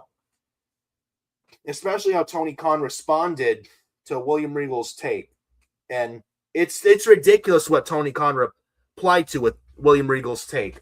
When I read you this, it's going to sound utterly fucking ridiculous, I'm telling you. Like, if I can find it here, I'll pull it up. But I read it the other day and it sounds absolutely fucking ludicrous. Listen to this shit. Listen to this.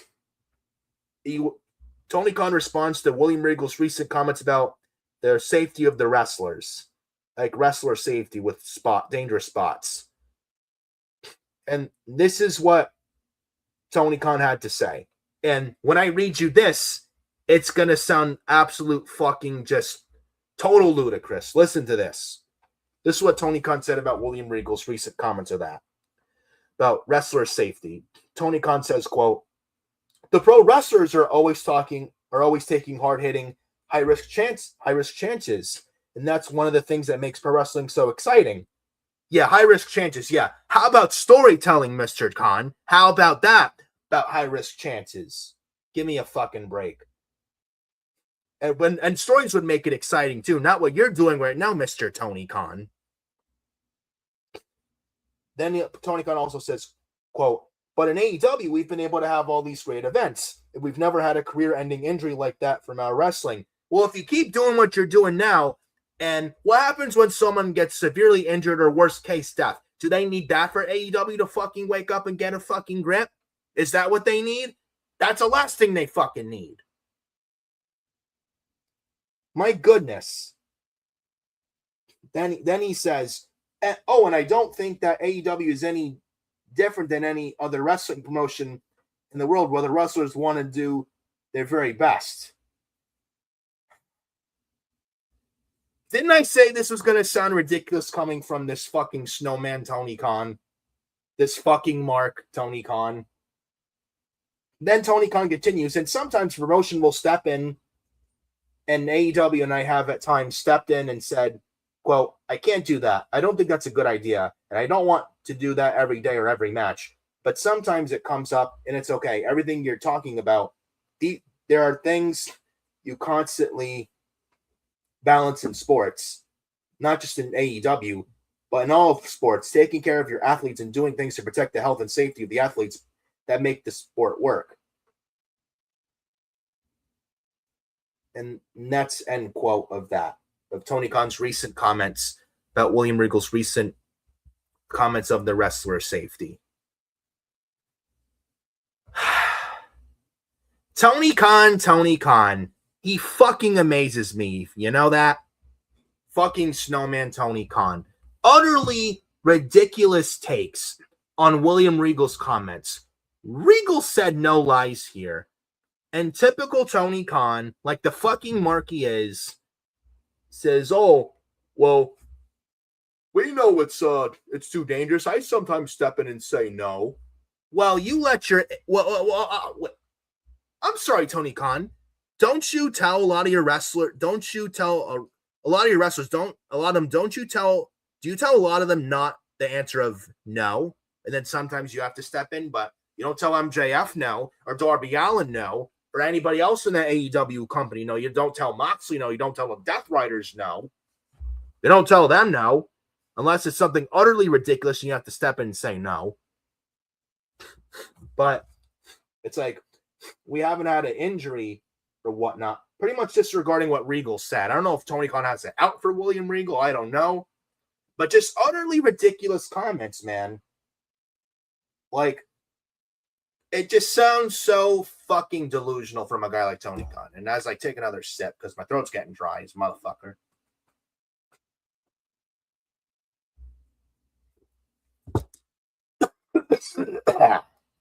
Jesus.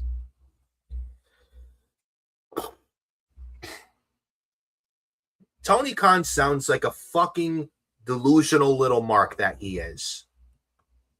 Seriously. Just, what happens when on AEW Dynamite someone fucking dies out there? What excuse is Tony Khan gonna say then? Huh? I love to see that.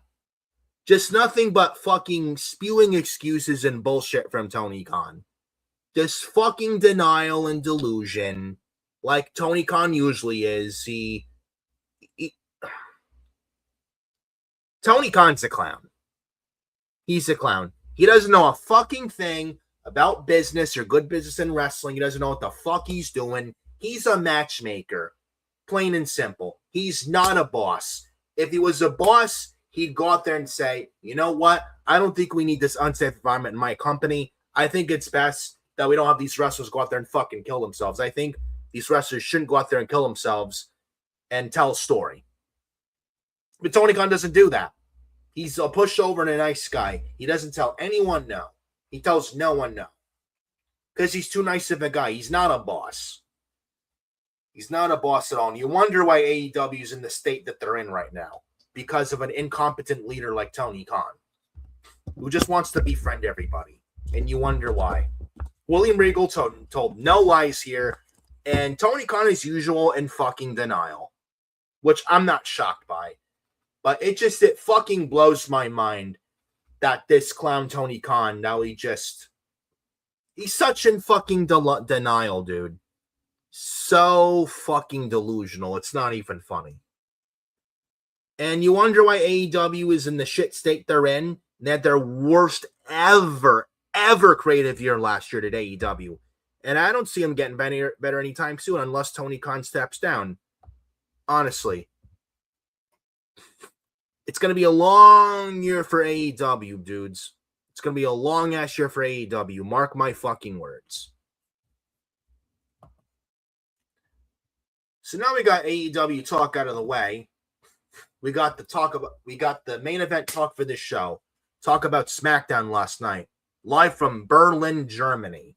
We got a lot to talk about with this one, so I'm excited. And last night, SmackDown Berlin in Germany, I watched it. Not a perfect show, not better than the first SmackDown of 2026 in Buffalo, New York, which was a very good show.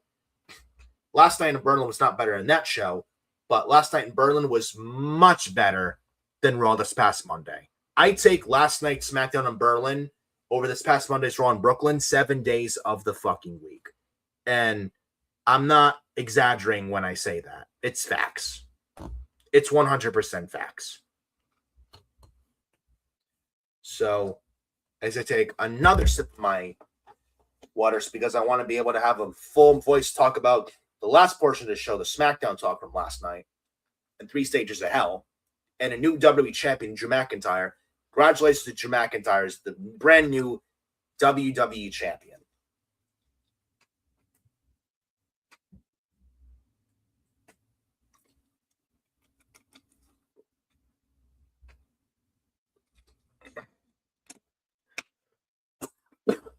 Damn, that's good stuff.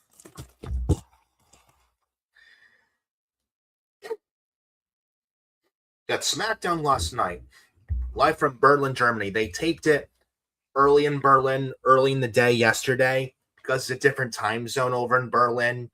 And it's live internationally SmackDown Netflix, but not in the United States. Unless you use a VPN, which I don't use, by the way. That's just me. But I did watch it after it was taped, and I watched on USA Network last night. It was okay. It was decent. Not better than last week's SmackDown, but not bad. And there was news where it was new. There was some news coming out of it, and some excitement going into the next week, especially the ending of SmackDown last night, and some stuff announced for SmackDown next week regarding WWE Championship implications. But we'll talk about that. We will definitely talk about that. We got some other SmackDown news to talk about. Tommaso Ciampa is apparently leaving the WWE as his WWE contract is up this March, which surprises me because he's a big Triple H guy, and I'm shocked that Tommaso Ciampa is leaving. He is older, and he's not a spring chicken anymore. He does have the problems with the hip injury and the neck problems. DIY have been recently feuding with Fraxium, with Carmelo Hayes and Ilya Dragunov over the United States Championship. Tommaso Ciampa was last seen on SmackDown television in mid-December last month. I think it was him and Ilya Dragunov for the United States title, which was very good. And then he had DIY versus Dragunov and Carmelo Hayes on SmackDown the week before. Carmelo beat Dragunov for the U.S. title. That was another good match as well. And Ciampa hasn't been seen since mid-December of last month. And apparently Ciampa's WWE contract is up this March and is not renewing and plans on leaving when his contract's up. Tommaso Ciampa was the heart and soul of NXT Black and Gold. I will never forget where DIY beat the Revival FDR for the NXT Tag Titles, Survivor Series 2016 weekend in Toronto, Canada, 2 out of 3 falls. Great stuff. One of the best NXT Tag Team title matches of all time, in my opinion. I watched that. That was great stuff. Great stuff from two great tag teams. And FTR / the Revival and DIY of Johnny Gargano and Tommaso Ciampa. And then NXT TakeOver Chicago, 1 May 2017 in Chicago, where Tommaso Ciampa turned on Johnny Gargano, and Ciampa was just rained with boos, and then he came out to no music, and then he got injured. And then he came back in January 2018, cost Johnny Gargano the NXT title against Andrade at NXT TakeOver Philly at Royal Rumble 2018 weekend in Philadelphia, where Ciampa came back with the crutch, and he was doing this, and he came out with no theme music, just rains of boos, and he hit Johnny Gargano from behind with the crotch. Then it led to Tommaso Ciampa and Johnny Gargano in an unsanctioned match at NXT TakeOver New Orleans at WrestleMania 34 weekend in New Orleans, April 2018. The best takeover of all time, by the way. TakeOver New Orleans was great fucking stuff. Not one bad match. Every single match was more than good. They totally nailed it out of the park, that takeover. And it was better than WrestleMania that year. Not even close. And when the main event was the unsanctioned match between Johnny Gargano and Tommaso Ciampa, where if Gargano won, he'd get his job back. And he got his job back. And he won with the STF with Tommaso Ciampa's knee brace. And Ciampa during the match is doing that stuff, but Johnny won. And then you had Tommaso Ciampa in the summer of 2018 beat Aleister Black on an episode of NXT Black and Gold to win the NXT Championship. He had Tommaso Ciampa's NXT champion with the NXT title he called Goldie. Then I think they had the grandma sit in the front row. This is when NXT was in Full Sail, and Tommaso Ciampa told the grandma in the front row at Full Sail, "I am your NXT champion, the sports entertainer. I am your NXT champion." It was great stuff. Ciampa was a big fucking heel in NXT in 2018. It was so good, so great, awesome stuff. And then Ciampa had this theme song, "No One Will Survive" by CFO. A very good CFO song, by the way. And then it led to Tommaso Ciampa, Johnny Gargano, and their rivalry and their battles and stuff. They're best friends, like more than friends, like brothers in real life and stuff. They know each other for years and years. They know each other extremely well. Then Tommaso Ciampa was NXT champion. Then he won the title a couple times. And then he won it one time during the 2.0 era of NXT, which was god-awful. Lost the title to Braun Breaker. The first NXT of 2022 lost to the Braun Breaker. Then Tommaso Ciampa got called up to the Raw brand on the main roster right after WrestleMania, shortly after WrestleMania in 2022. Was placed on the Raw brand and then was with The Miz, which was not that good. Then when Vince went away, originally in 2022, and Triple H took over when it was no Endeavor, and no TKO, no Ari Emanuel, no Mark Shapiro and stuff. And Triple H took over from Vince in the summer of 2022.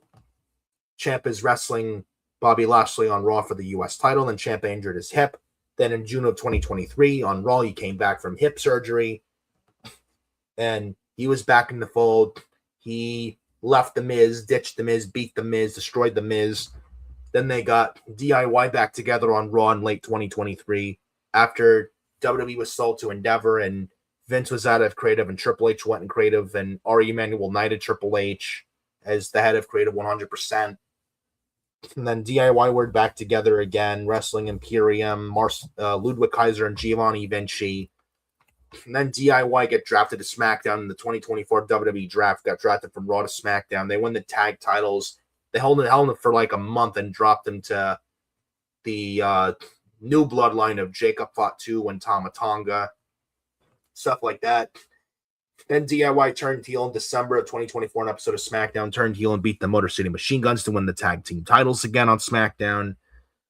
That kind of stuff. And then they had, I think they were in that TLC match for the tag titles on SmackDown, the SmackDown after WrestleMania last year in Fort Worth, Texas, I think. I think they were in I think it was DIY, Motor City Machine Guns, and the Street Profits. I could be wrong. But that was a match of the year candidate 2025. That was a banger fucking match, that TLC match for the WWE Tag Team titles, which should have been a WrestleMania last year, in my opinion. Why it wasn't on the card, I have no idea. Because that match was really, really good. But there was that. And then after that, throughout, like, especially like around late 2025, they haven't done much outside. But then it's like when they got to the U.S. title stuff with Ilya Dragunov and Carmelo Hayes. And then Ciampa fought for the U.S. title in a losing effort, but then he was last seen in mid-December on SmackDown last month in a tag team match, losing effort to Carmelo Hayes and Ilya Dragunov when Gargano and Ciampa lost to them. Ciampa hasn't been, and that was the last time Ciampa was on TV. Now Ciampa's leaving possibly this March. He says he's not renewing his deal and he's letting his contract run out this March. Which I'm surprised he's leaving because he's a big Triple H guy. Tommaso Ciampa, Triple H go way back, especially to the NXT Black and Gold days. I'm genuinely surprised he's leaving. I don't know if I'd say he flopped in the main roster. He did well in NXT because he was a big fish in a small pond. But on the main, I mean, some NXT acts work on NXT, maybe someone not in the main roster. I don't know. But I mean, he hasn't done much of anything lately on SmackDown, but I wouldn't say he got ruined. Like, I've seen a lot worse with ruined. Ciampa, I don't think is even that close. And this is no secret. Triple H loves Tommaso Ciampa. This is absolutely no secret. I don't think Triple H wants to lose him to anybody. And maybe Ciampa just wants to let his contract run out and just take some time off with his family or take time to heal from injuries. He's had history with neck problems and the hip surgery done in a couple years ago.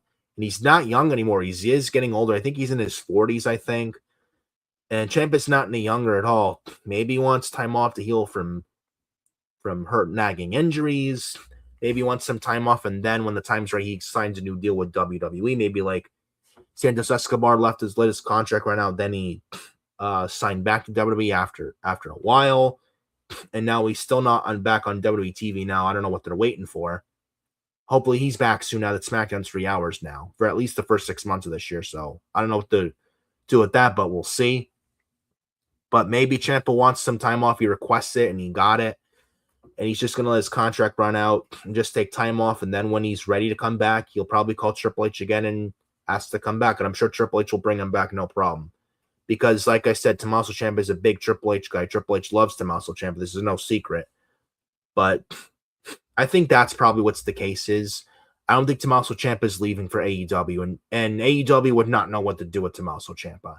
And with the unsafe in-ring environment of AEW, I don't think that's a good fit for Tommaso Ciampa at all. I don't. When his contract expires, I think he takes time off to heal from nagging injuries. When the time's right, just because his contract, he may leave WWE in March, doesn't mean he's never coming back to WWE. I could see him just leave, take time off, and then when he's healthy, ready to come back, he'll go back in WWE. I think that's probably what they're doing. And maybe for the time being, when his contract is up in March, maybe he'll do TNA for a while before coming back to WWE. And TNA does have their partnership with WWE, especially the NXT brand. And if Ciampa's in TNA and stuff, could you imagine Ciampa in TNA return with NXT and maybe a TNA guy and Tommaso Ciampa win the NXT title? I mean, Tommaso Ciampa is no stranger to the NXT Championship with Goldie, you know? So I think that would be great. And with TNA on AMC, they're going to need, I think they're probably going to need somebody that's going to help draw them nice viewership every Thursday on AMC. Tommaso Ciampa could be that guy, honestly. And Mike Santana, yes, he's there. They got Steve Macklin. I don't know if Mike Santana is signing a new deal with TNA or not. WWE, I'm sure, is very interested in bringing him in. And if he leaves for WWE or slash NXT, they're going to need someone to fill that spot for the time being. Tommaso Ciampa could very well much be that guy. Who knows? But that could very well be. I think TNA would be a very good fit for Tommaso Ciampa. I don't know how you guys feel. That's how I feel. I think Tommaso Ciampa TNA. I don't think it doesn't sound like a bad idea, and I don't see why not. And if he's with TNA, he could still pretty much be with WWE with especially with that partnership. If he's with TNA, it's kind of like he never left WWE because of the partnership with WWE and TNA. And if he's with TNA and with the NXT and TNA partnership, he could very well much be on NXT TV again. Who knows? Maybe Tommaso Ciampa becomes the first ever TNA wrestler, maybe, to win and hold the NXT Championship, possibly. That could be. And then he's in TNA for a while, as NXT champion, maybe the TNA title for a little while, maybe sign a year with TNA, then the next year, maybe 2027, at least come back to WWE, and he's much better off for it. Maybe that's what they're doing. So I don't know how you guys feel. This is just me theorizing. So I want to hear your thoughts. I want to get your opinions on that and what you think might be happening, what might be happening with Tommaso Ciampa as his WWE contract expires this past March. Johnny Gargano looks like he's staying. He'll be fine. I don't think he's going anywhere. Neither is Candice LeRae. So Gargano and LeRae, I think they're okay.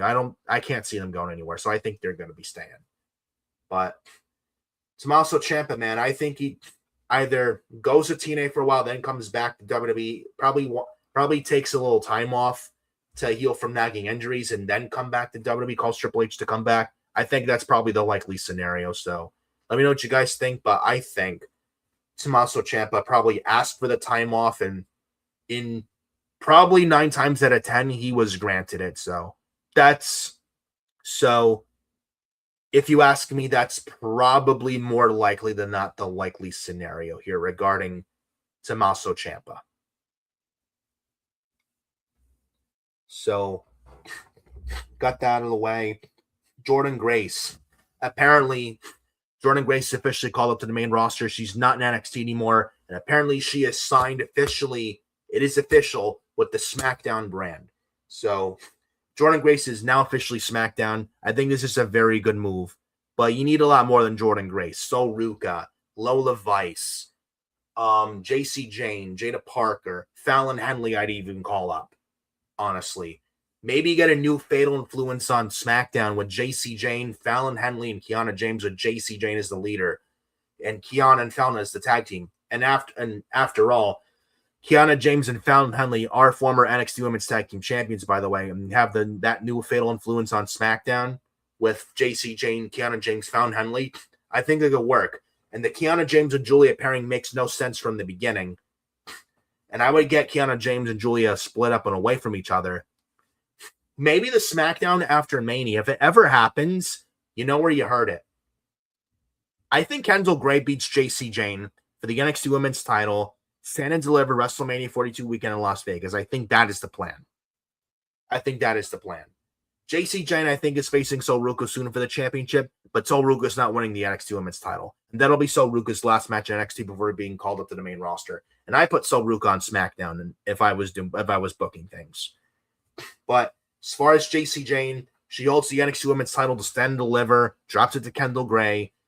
Then the SmackDown after Mania, I would split up Kiana James and Julia. And when doing so, have Kiana turn on Julia as she joins a call up to SmackDown, Fallon Henley and Jacy Jayne, and you form a new Fatal Influence female heel trio group on SmackDown, a new Fatal Influence group on SmackDown, with pitting Jacy Jayne, the leader, and then with Jacy Jayne, Fallon Henley, and Kiana James. I think that could work. Now, you mentioned, Nick Fury, what about Lainey Reed? She's in Fatal Influence from NXT, right? Yes, she is, but I don't think she's ready yet for the main roster. If anything, I think Jacy gets called up with Fallon. I can't see Lainey Reed called up as well. I don't think she's ready yet for the main roster. She's still very much new to NXT. So, if you're going to call up Jacy Jayne, I think Fallon Henley is also ready, not just Jacy. Fallon Henley's been there for like 4 years as well. 4 or 5 years as well. It's time to call her up as well. Just my take. But a new Fatal Influence on SmackDown with Jacy Jayne, Fallon Henley, and Kiana James, I think it could probably work. And you get a Jacy Jayne, Julia, feud on SmackDown after WrestleMania over the women's US title. I mean, if you want to do that right, you could. I think that's a good way to go. Let me know what you guys think. I think that could probably work, and that may not be that could probably be something. So I want to get your thoughts on that. So that's just a thought.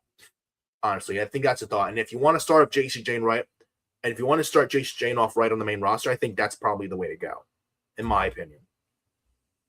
And Jacy Jayne will be, I think, and Jacy Jayne, and she's gotten better lately, and I could see her getting called up after WrestleMania, and I'd put her on SmackDown.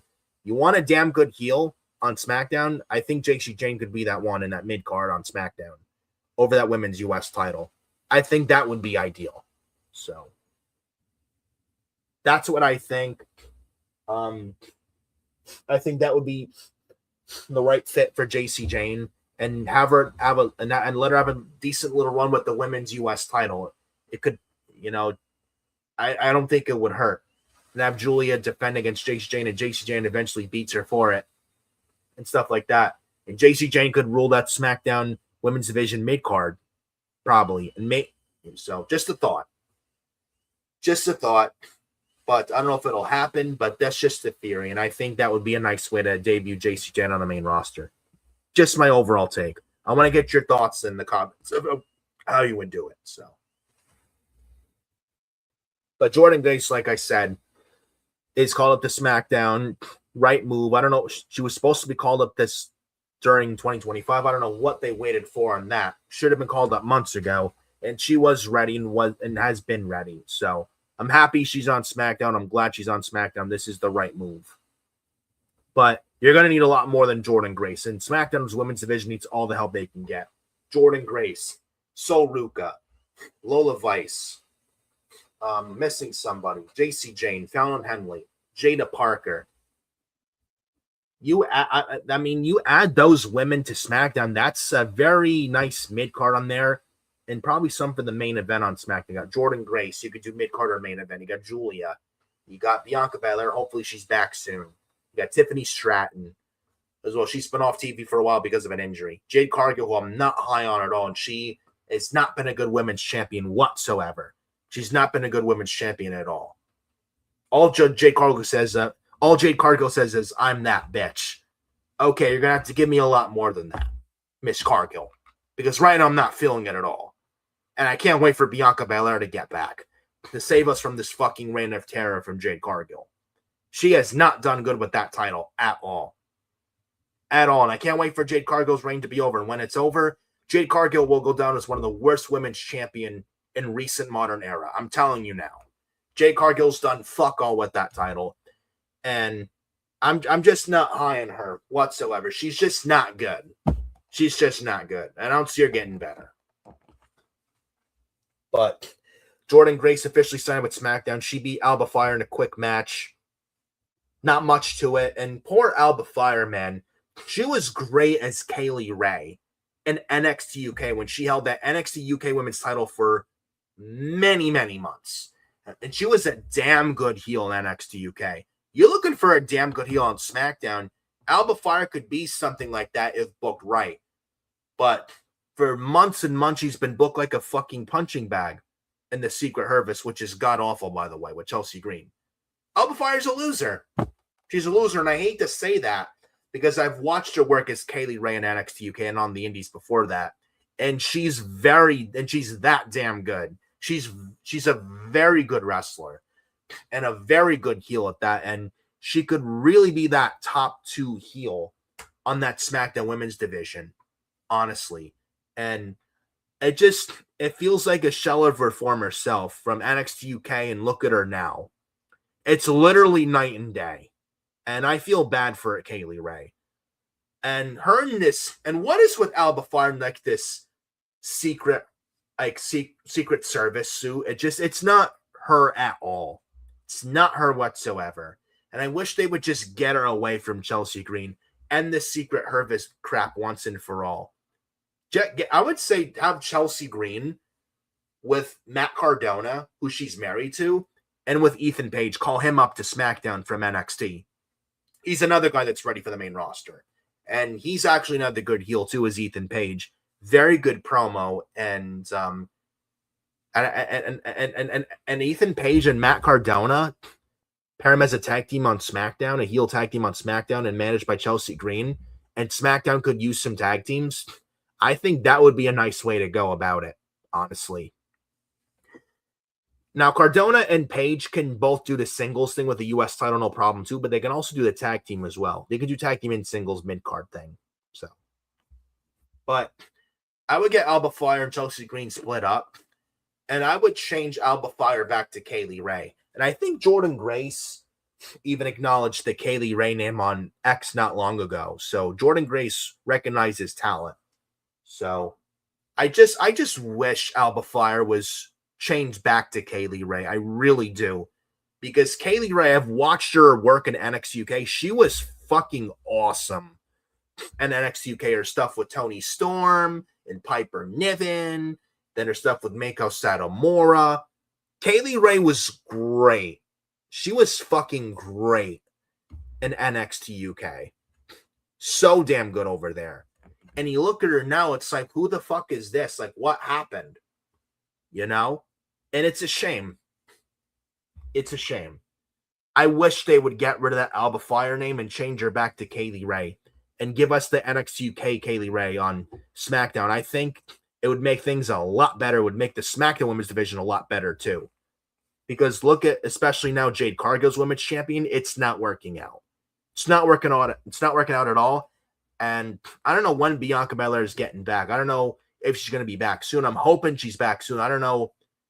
They're waiting for Bianca Belair to get back. That can't come fast enough.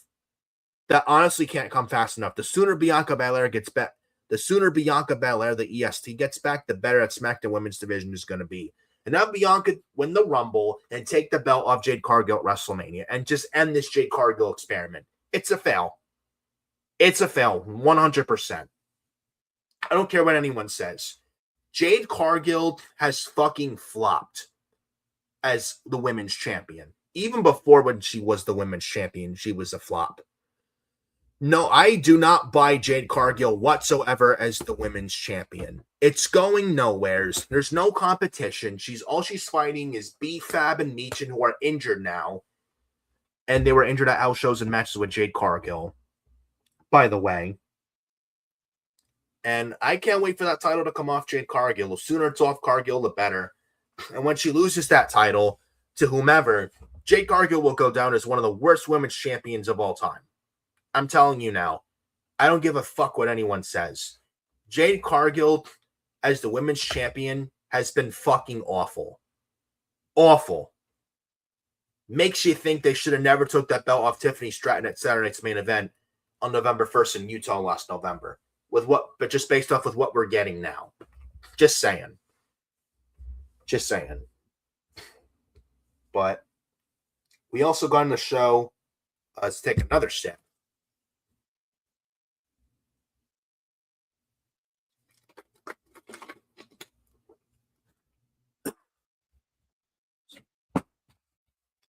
Another sip. Here we go. Another water drop. So, found my water. Well, anyways, let's look at the chat here. Here we go. Mitch Kopsky in the chat. Great stream, bro. I'm going to bed. Have a great one. Thanks, Mitch. You as well. And thank you for tuning in. And I appreciate it, bro.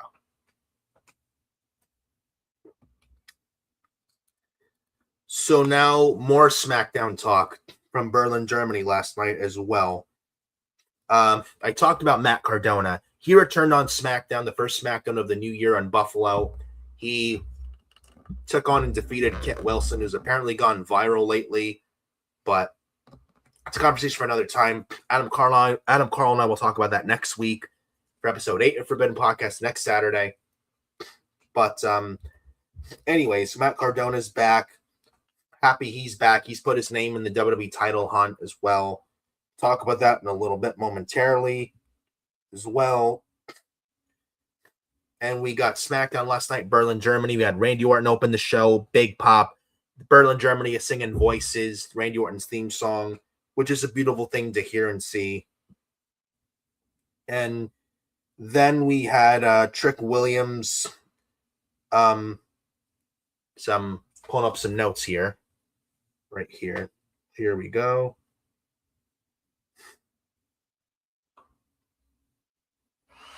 Here we go. So we had Randy Orton open the show. Everyone singing voices. You had Trick Williams interrupt Randy Orton. He gets a big pop. Everyone in Berlin is chanting loudly, "Whoop that trick, whoop that trick." Sadly, no Booker T say, "Yeah, whoop that trick, yeah, whoop that trick, what, whoop that trick, yeah, whoop that trick, whoop that trick, I like it, whoop that trick, oh yeah, man, whoop that trick, oh yeah, man, whoop that trick, that's trick, y'all." No, sadly, no Booker T is the hype man, but I digress. But either way, Trick Williams interrupts Randy Orton. He gets a very nice pop in Berlin. And I gotta say this here, folks. Otherwise, it would not be me, and I would not be honest with you guys. Trick Williams is a star. He oozes star. He has the aura. The guy is a star. No questions asked. And he's going to do very well for himself on the main roster. Mark my words. And there's no denying that at all. The guy just oozes star, charisma. He has that it factor. He has come a long way in the ring and on the mic. Has the personality and all. He's a total package. He is a future piece that will main event WrestleMania, multiple WrestleManias in the future. I'm telling you right now. When that happens, you know where you heard it. And Trick Williams is the sky's the limit for Trick Williams on the main roster. Guy's going to make a major, major splash on the main roster. And I'm happy he's called up and he's on SmackDown. He's been ready for months and he's done everything in NXT. And I'm happy he's called up and finally he's called up and rightfully he's on SmackDown. And apparently he's married to Lash Legend, engaged, going to be married in the future to Lash Legend, who's also on SmackDown, get engaged and married to Trick Williams. So, and also Carmelo Hayes, his very familiar foe, is on SmackDown too, as well. And I think we get Trick Williams and Carmelo Hayes at WrestleMania for the United States title, but Trick Williams wins the U.S. title. I could absolutely see that. And they relieve their stand and deliver 2024 Philadelphia WrestleMania 40 weekend days, where at that time Carmelo Hayes was a heel and Trick Williams was a babyface. Now the roles are reversed, and Trick Williams is the heel and Carmelo Hayes is the babyface. When that happens, I think we're going to be in good with that. And Trick Williams is, like I said, he's going to go very far, no doubt about it. And I'm very happy and excited that he's on the main roster and he's on SmackDown. And 2 weeks so far on SmackDown, he's done well. The first one in Buffalo when he interrupted Sami Zayn, had a very good segment last week with Sami Zayn. Very, very good stuff. He had a very good segment with Randy Orton, said this isn't, and he had a very good segment with Randy Orton here saying, Randy, this isn't 2006. This isn't 2006. This is 2026. Blah, blah, blah. And Randy said, I don't know what they taught you in NXT, but did you learn never turn your back on the Viper? And then there was one point where I think the mic was thrown by Trick and then must have hit a fan or someone, which wasn't supposed to happen. And you hear Trick Williams say, oh, fuck, or oh, shit. They bleeped it out, but you could visibly hear and see it. So if it was hit the fan in the front row, hopefully that fan's okay. But then it led to Trick Williams taking on Rey Fenix, who's not doing much of anything on SmackDown. I just move him to Raw, put him with his brother Penta. Reunite the Lucha Bros on Monday Night Raw. A show that desperately needs tag teams, especially now with Usos as tag team champions on Raw. Imagine Usos and Lucha Bros for the World Tag Team titles at WrestleMania. Take my fucking money. Seriously. I don't know why we're not doing that, and Rey Fenix is not doing much of anything now on SmackDown. He's better than he was in AEW, but he could be doing so much more right now, honestly. But he takes on Trick Williams. This is a good match. This is a really good match. Trick Williams won with a roll-up, and it protects Rey Fenix. But this was good stuff. Both guys look good, especially Trick Williams. And Trick Williams was in there with a very good wrestler like Rey Fenix.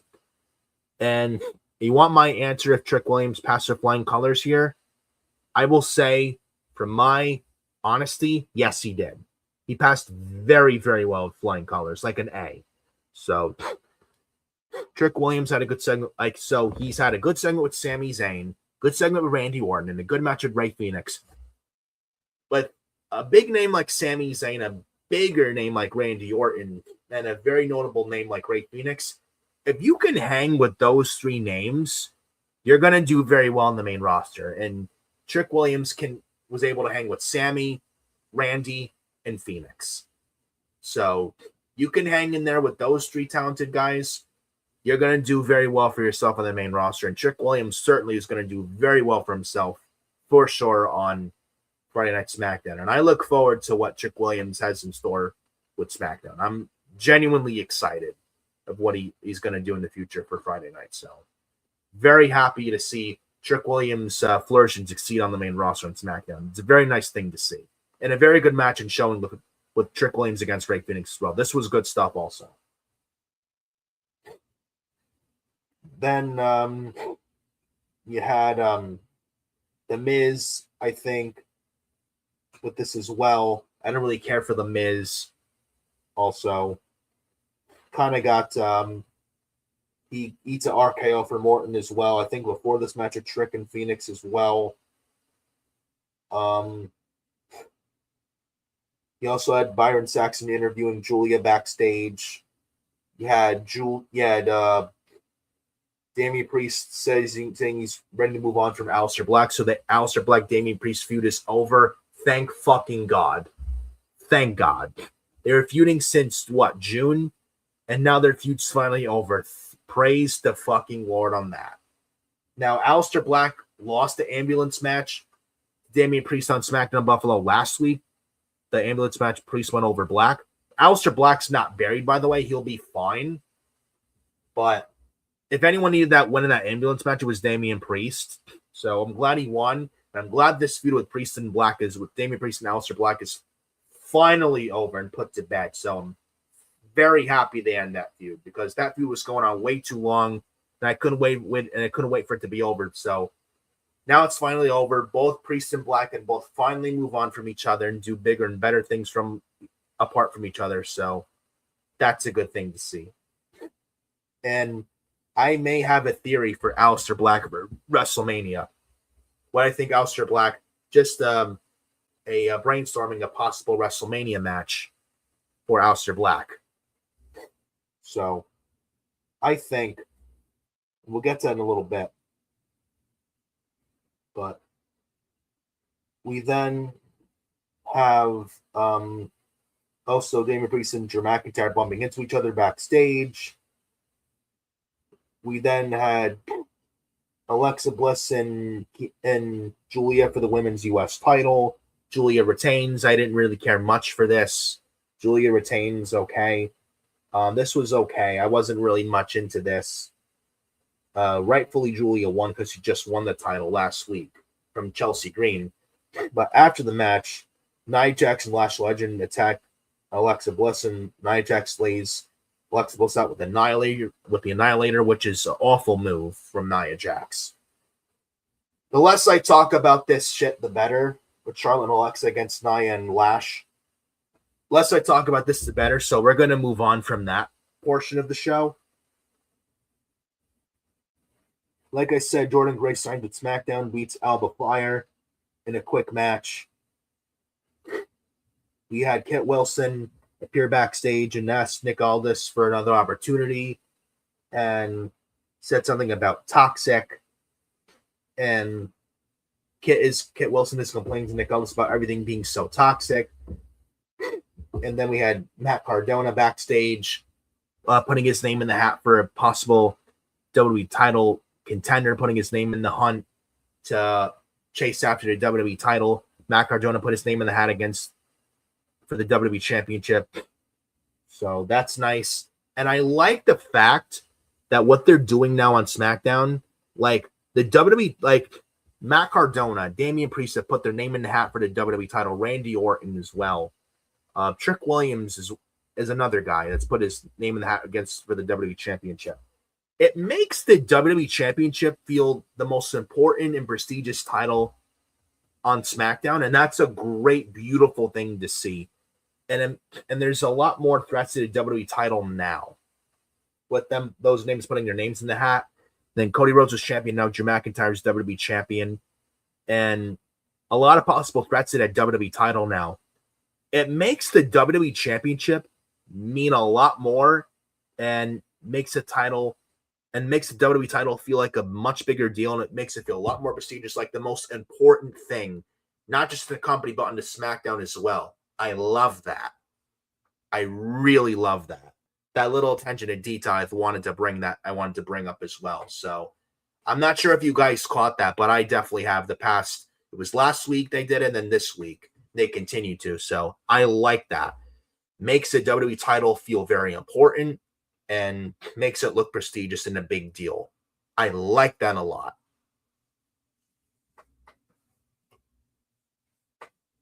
So we get, like I said, Cardona backstage putting his name in the hat for the WWE Championship for a possible number one contender to wrestle for the WWE Championship in the future. We get the White Six and the MFTs. I didn't really care for this. Like Nia Jax, Lash Legend, Alexa Bliss, Charlotte Flair, the less I talk about this with the MFTs and the White Six, the better. I hope to God, just like Aleister Black and Damian Priest and their feud's over, I hope this feud is over with the MFTs and the White Six as well. I'm sorry, the White Six, they just don't do anything for me. The spooky characters in 2026 just don't do much for me. I don't know what they do with the White Six here. They're the tag champions. You wouldn't know it. But they got to get those tag titles off of the White Six. They're a good group, but not as tag team champions. And the MFTs, man, don't even get me fucking started. The MFTs fucking blow. They fucking blow. They do. Tala Tonga is fucking useless. Hikuleo is fucking useless. He does nothing for me. He's just tall and big and a one-trick pony that will go nowhere in wrestling. Tonga Loa, please. Another guy that's fucking useless, does nothing for me too. Tama Tonga, yeah, the guy that just does yeah. I want you off my fucking television if that's all you're gonna do, Mr. Tama Tonga. Seriously. Jeff Cobb is better on his own. Solo Sikoa is better on his own. The Bloodline thing is dead. The whole Bloodline story is dead. Why do we have it now with the MFTs? It's just the Temu version of the Bloodline. Just end the fucking thing already. Seriously, I'm over it. And I'm over this MFT and White Six feud. I hope that's the end of that feud now. Seriously. I don't want to see it anymore. I don't care to see it anymore. And I'm sure a lot of you guys feel the same way. So, and again, like the less I talk about this, the better. I don't care for this at all. Please move these two groups on from each other. I don't want to see MFTs versus the White Six or any formation of the MFTs versus White Six anymore. Move the fuck on from this feud. Please. I'm tired of it. I'm genuinely tired of this fucking feud. Move the MFTs onto somebody else. Move the White Six onto somebody else. And get the fucking tag titles off the White Six too. They have done fuck all with those titles. They've done nothing with them. Get the titles off of them as well. That's another thing that I think they need to do as well to fix SmackDown.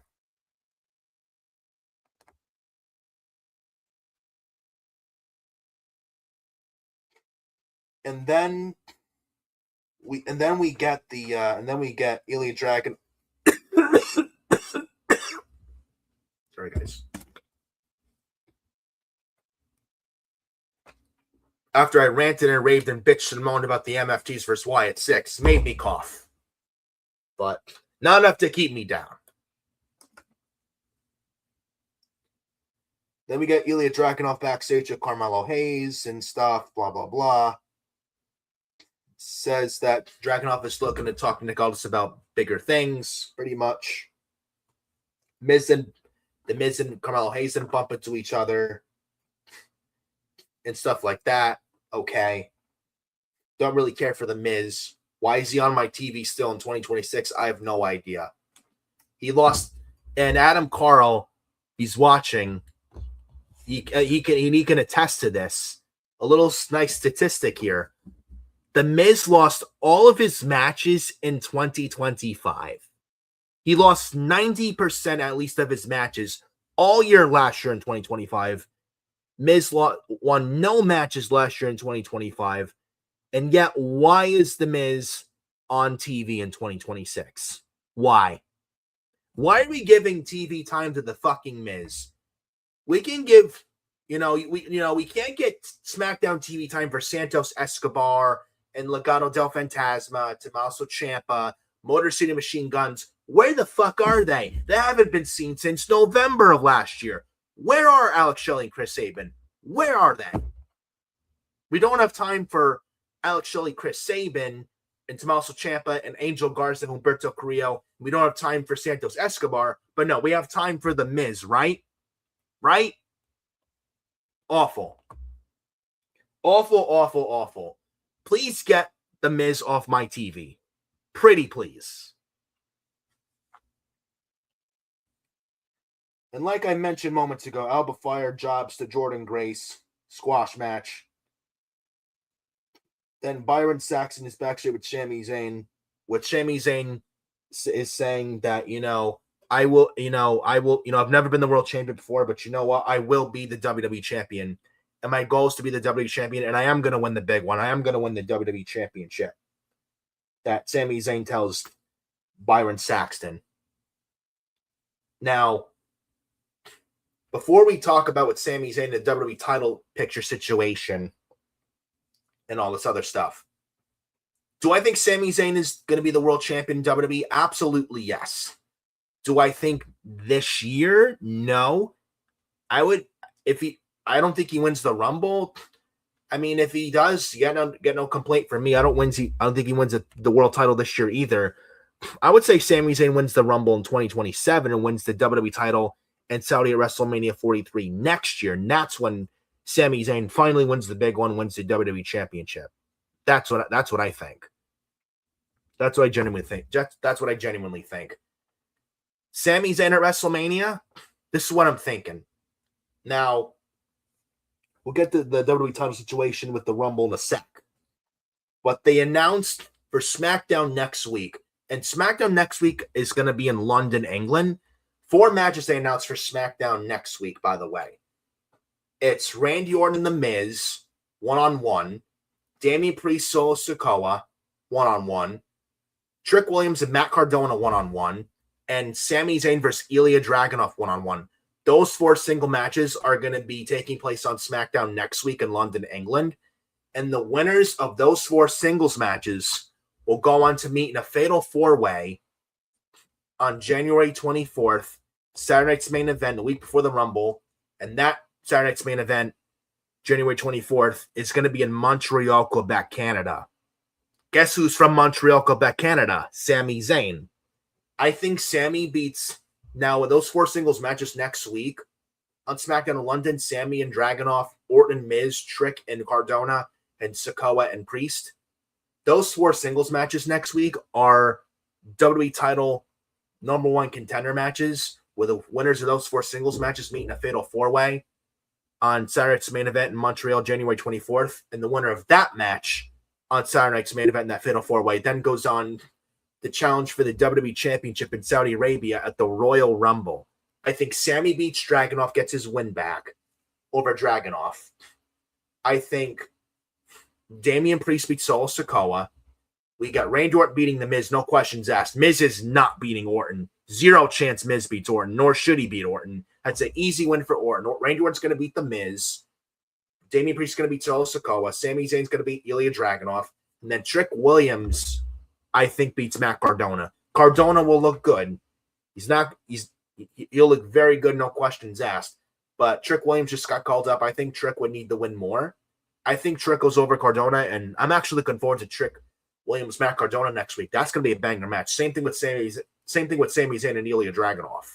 So, if my predictions are correct with SmackDown next week, Trick Williams, Sami Zayn, Damian Priest, and Randy Orton win their 4 singles matches next week. They meet in a fatal 4-way in Montreal, Quebec, Canada. Saturday night's main event, January 24th, the week before the Royal Rumble in Saudi. And I think Sami wins the fatal 4-way. And I think we get Sami Zayn wrestling in Saudi, where he's beloved there, at the Royal Rumble, wrestles for the WWE Championship. against Drew McIntyre, who won the title last night in Berlin in 3 stages of hell against Cody Rhodes, where Jacob Fatu returned as well. And I think we get Sami and Drew for the title in Saudi for the WWE Championship in Saudi Arabia at the Royal Rumble, which Sami and Drew have history.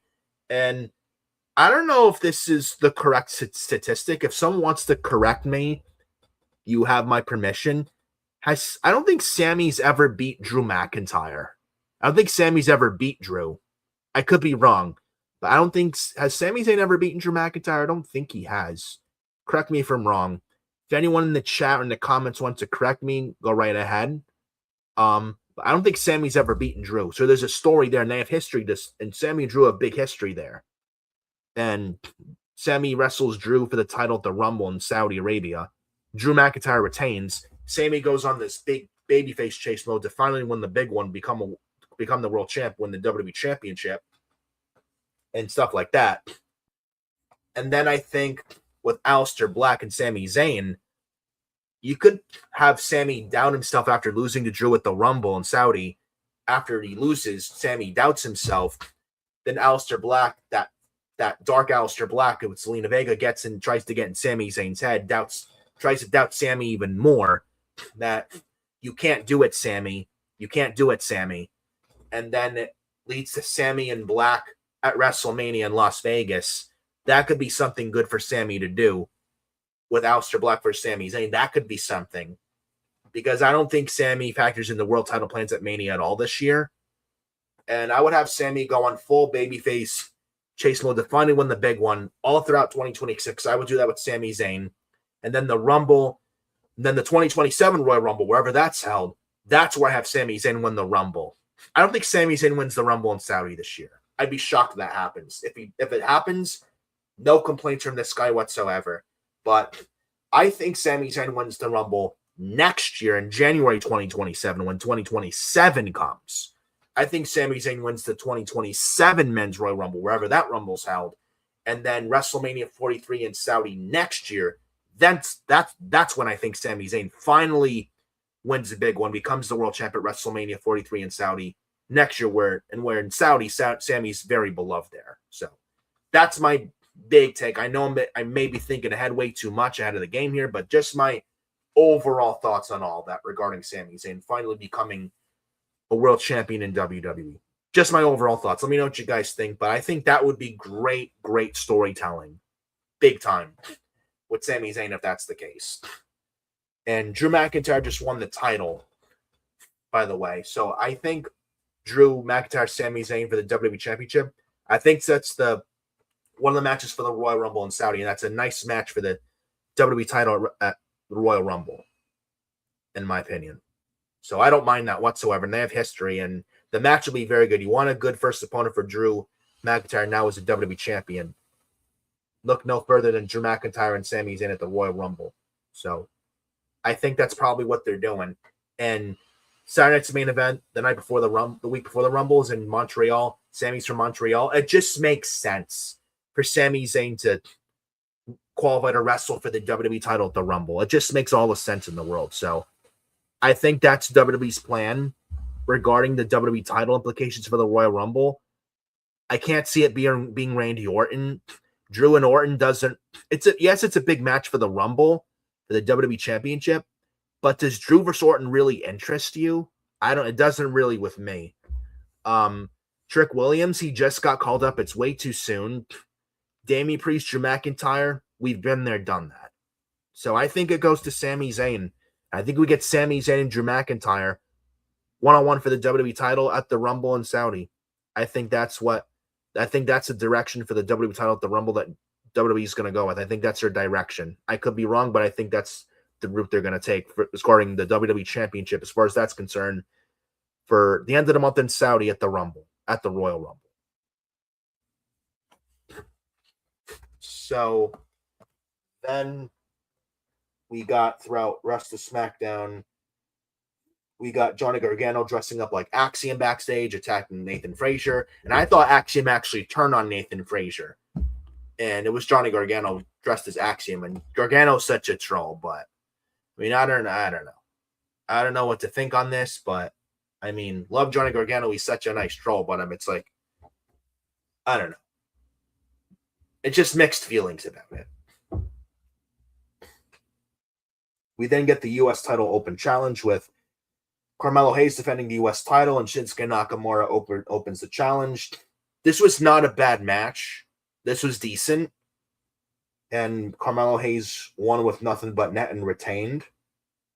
And after the match, Hayes and Nakamura shook hands as a sign of respect.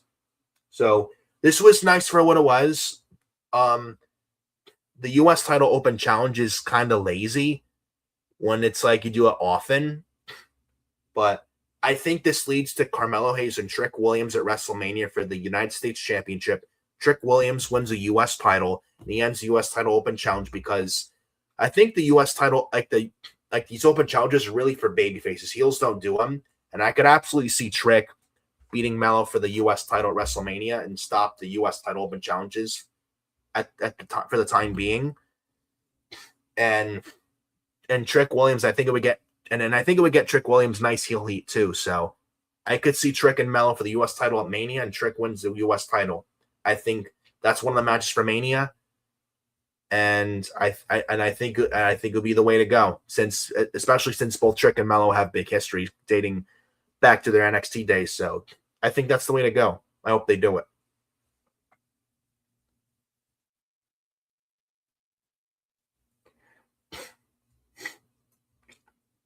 And then we get the main event of last night's SmackDown in Berlin, Germany. 3 stages of hell for the WWE Championship. First fall, regular one-on-one. Second fall, falls can anywhere. And if there was a third fall, which you knew there was going to be, third fall was a steel cage match. Cody Rhodes defended WWE title against Drew McIntyre, 3 stages of hell. Cody came out, he got boos. And this Germany crowd was pro Drew with this match last night on SmackDown in Berlin. We got Drew McIntyre winning the first fall. We got Drew ripping off the top turnbuckle pad. Referee tries to put it back. Behind the referee's back, McIntyre gives Cody a low blow. Drew hits the Claymore, gets the 3 count on Cody. Drew McIntyre wins the first fall. Second fall falls kind of anywhere. Cody wins with a crossroads through the announce table. Cody wins the second fall, falls count anywhere match. Then it leads to a third fall, the steel cage. And this match, man, really, really good stuff. Loved every bit of this, man. Cody and Drew just went out there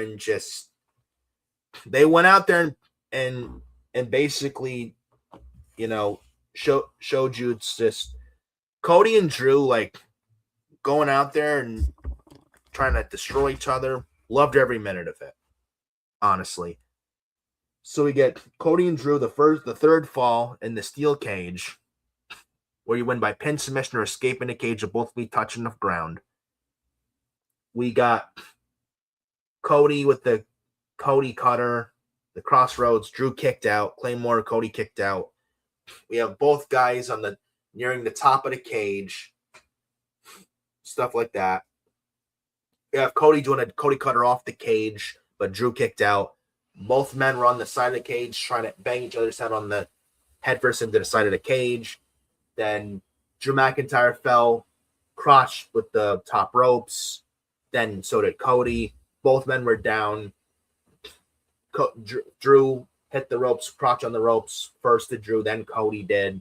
Both men are down. Then Drew McIntyre tries to crawl and escape through the cage door. Then the guy in the mask and the hoodie showed up. The cage door opened and it was revealed to be Jacob Fatu. He was backstage during the show last night, so his return was imminent.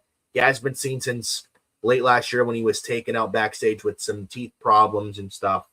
He was written off TV for a while, and he's back in the fray in the main event picture seen on SmackDown. He has a story of who took him out late last year backstage, and Jacob Fatu returned. He got a very big pop, and I'm very happy to see him back, and he looks great too, by the way. Shape-wise, he looks fucking awesome. So he came back. He got a very nice reaction. He gets in the cage where Drew is in, and he beats out of Drew, stomps Drew in the corner. Then Cody tries to go to Fatu, try and say, what are you doing? What are you doing? Because Jacob Fatu's interfering. There's just no DQs in a steel cage. And then when Cody pokes behind Fatu, then Fatu immediately goes after Cody, does Jacob Fatu. So he's attacking Drew, takes attention off Drew McIntyre. Jacob Fatu goes right on after Cody Rhodes, shoulder thrust on Cody Rhodes in the corner, just beating the hell out of Cody. And while Fatu's busy with Cody, and Fatu forgot all about Drew McIntyre behind Fatu's back like a slimy heel that he is, and the smart heel, Drew McIntyre escapes underneath the bottom rope and escaped the cage door, and both of his feet touched. Drew McIntyre escaped the cage, won the cage by escaping the cage. Drew McIntyre wins the third fall, and your winner and new WWE champion, the Scottish Warrior, Drew McIntyre.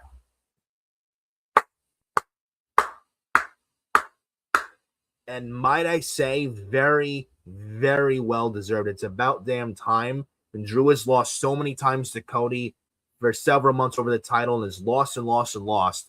This was a much-win situation for Drew McIntyre. Had he lost, he would have been buried. No questions asked. I mean, they had Braun Breaker, CM Punk for the world title this past Monday and Raw in Brooklyn. Last night, SmackDown, Berlin, Germany. 3 stages of hell with Cody and Drew for the WWE title. WWE was not going to have 2 world title changes within the same week. And if it wasn't going to be Braun Breaker crowned, it had to be Drew. And if anyone needed the win more, Breaker or Drew, it was a lot more so Drew. Breaker losing to Punk, Breaker is fine. But if Drew lost to Cody, Drew would have been buried. And you can't do that to Drew McIntyre, one of your top guys in the company. And I really thought that Cody was going to retain. I didn't think they were going to take the risk and pull the trigger and put the belt on Drew. I really thought they were going to play it safe and keep the title on Cody, but they actually did it. They actually fucking did it. I didn't think they would do it, but bro, they actually did the right thing. They actually pulled the damn trigger on Drew McIntyre. Like, they took Triple H throughout 2025, played it safe. Last night was not safe. He took a damn risk last night. Took the WWE Championship off Cody Rhodes, put on Drew McIntyre, and now it shakes things up. Now it's unpredictability now with SmackDown and the WWE, especially with SmackDown. And there's more intrigue now. There's honestly, and Drew McIntyre as WWE champion is 1,000% the right call.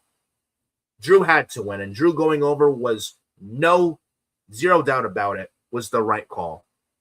And I know some people are upset, oh, why would you do this? And blah, blah, blah. Drew had to win this match. If had Cody won, Drew would have been buried. He would have been buried, and there would have been no coming back from that with Drew McIntyre. It was a win. It was a must win for Drew. And I'm very happy WWE did the right thing and put the belt on Drew. And Cody is just fine. He loses nothing from this. As far as I'm concerned, Cody Rhodes is bulletproof. Cody Rhodes is bulletproof as far as I'm concerned. Drew had to win this match, and I'm glad Triple H and Ryan Ward actually did the right fucking thing and put the belt on Drew McIntyre. And this was the right call. And now there's a lot more pros than cons with Drew McIntyre as WWE champion than with Cody Rhodes as WWE champion. And Cody lately was getting very, very stale. It was getting very fucking boring. And Cody was a WWE champion first time from WrestleMania 40 to WrestleMania 41, where he dropped it to John Cena. Then he won it back from Cena at SummerSlam at MetLife last August. Like, does Cody really need to be champion from SummerSlam last August all the way till Mania this year? No, it's fucking boring and it's safe. WWE played it safe in 2025. This year, they need to stop doing that. They need to start doing right things and taking risks this year. Drew McIntyre winning the title last night in 3 Stages of Hell was not safe. It was a risk, and a good right risk at that. And this is, no questions asked, the right call. Now the possibilities are endless. Now with Drew as champion. Drew McIntyre, Sami Zayn at the Royal Rumble for the WWE Championship. I would not even do Cody and Drew for Cody's rematch if Cody has a rematch clause. I wouldn't even do that before the Rumble. Does Cody even have a rematch clause? I don't know. I know there were rumors of Cody Rhodes and Roman Reigns at WrestleMania. Do we even need that? And it's for a title? No. But do we need that in general? No. I don't think we need that at all. I know dirt sheets are saying it, but I don't really believe the dirt sheets. But dirt sheets know nothing about WrestleMania. The only ones that do know are Triple H and Nick Khan and nobody else. So that's my take on that. But Drew winning was 100% the right decision. And there's a lot more you can do, and a lot more to do, and a lot more excitement and unpredictability and intrigue. A lot more so with Drew McIntyre as champion than with Cody as champion. For all we know, Cody Rhodes might even enter the Royal Rumble. Can you look at a Rumble with Cody, Roman, you got Braun Breaker, Jacob Fatu, Oba Femi, Matt Cardona, Trick Williams, Chris Jericho, LA Knight. Like, that's a super stacked star-studded Royal Rumble, if you ask me. Seriously. And I was originally thinking, now betting odds, if you want to believe them, Roman Reigns winning the Rumble, now Braun Breaker winning the Rumble. Nobody else is winning the Rumble except Triple H and Nick Khan. Point blank. And my original pick for the Royal Rumble, winning the Men's Royal Rumble this year, was Braun Breaker. That may not happen now. For all we know, Jacob Fatu might win the Royal Rumble. And maybe we get Drew McIntyre and Jacob Fatu at WrestleMania. I think we do, but maybe it's for the WWE title. You know, shake up the system a little bit. We don't need the safe, like, boring option. Just shake up, like, rattle the system a little bit. Make things, like, fuck things up a little bit. Make it exciting. You know, where there's twists and turns of what route they could go, and it makes for exciting television and some nice story. I think this is no doubt about it, the right call. Drew McIntyre winning the WWE Championship, and it had to be done. And I read reports early after Drew won the title that Cody and Drew pushed and pitched for Drew to win the title last night in Berlin. And apparently WWE last night in Berlin thought it was finally time last night to pull the trigger on Drew winning the title. So I'm glad they did that. But do I think Drew is a transitional champion? Unfortunately, yes. But then again, I don't know. I hope that's not the case. I do think he's a transitional champion. But even if Drew's a transitional champion, at least he has a title reign. And I'm very happy he's champion right now. I'm very happy he's getting a title reign. And finally winning the WWE title in front of a full capacity of live roaring fans. And a long time first full circle moment coming for Drew McIntyre. When he won his first WWE title during the pandemic in front of no fans at WrestleMania 36, then around when COVID just started, the COVID-19 pandemic. Now 6 years later, he finally wins the WWE title for longer than 5 minutes in front of full, actual live roaring fans. And around his home country, and I know he's from Scotland, but it was in Berlin, but around the UK, nonetheless. But I'm very happy for Drew McIntyre, and congratulations to Drew McIntyre becoming a brand new WWE champion, and well deserved for the Scottish Warrior. I could not be more happier for Mr. Drew McIntyre, and he deserves it. And again, the right call, 100% right outcome. Now you can do a lot more. Now we don't know what's happening regarding the WWE title or whatnot now at WrestleMania. Maybe it's Drew and Fatu, Drew McIntyre, Jacob Fatu. Maybe at WrestleMania. I think it's going to happen in WrestleMania regardless, but maybe it's for the WWE title. We don't know now. Maybe Jacob Fatu, for all we know, could win the Royal Rumble, and Braun Breaker could win the Elimination Chamber. Is the WWE title on the line is the WWE title even on the line in the Elimination Chamber next month in Chicago? We don't even know. And it depends on who wins the Royal Rumble. Depends on who wins the Royal Rumble. Jacob Fatu could win. Braun Breaker could win. LA Knight, a wild card like LA Knight could win. Like, now we don't know who wins the Rumble, and it's unpredictable, and there's intrigue, and I think it's exciting. And we haven't felt with the Rumble in years where, you know, for years it's like we could pick one guy predictably winning the Rumble. Now it's a lot more than that now. Now this guy could win, that one could win, this one could win, that one could win. I think it's exciting.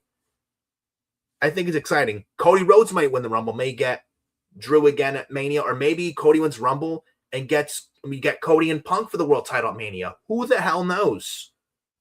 Who the hell knows?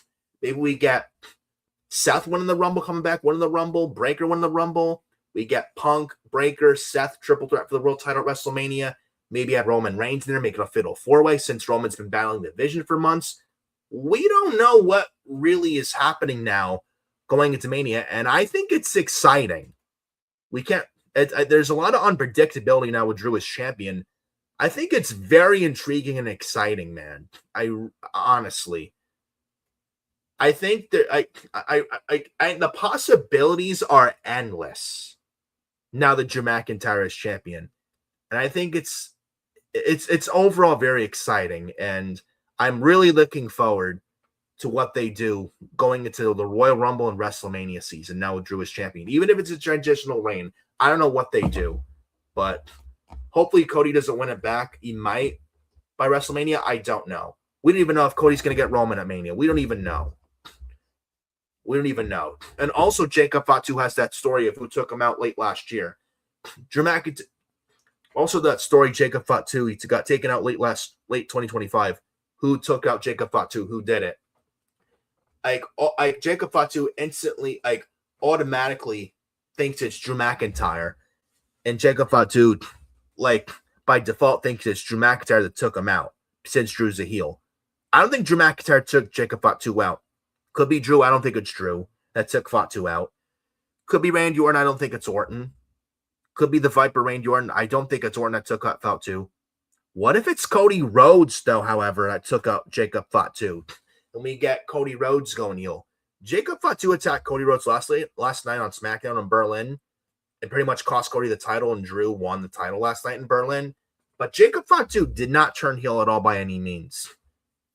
Maybe it's Cody Rhodes that took out Jacob Fatu months ago, and Cody turns heel going into Mania, and he reveals he's the one that took out Jacob Fatu months ago. Maybe that's what they do. And I think a heel Cody Rhodes is where the money is. Lately, Cody Rhodes has been very, very stale.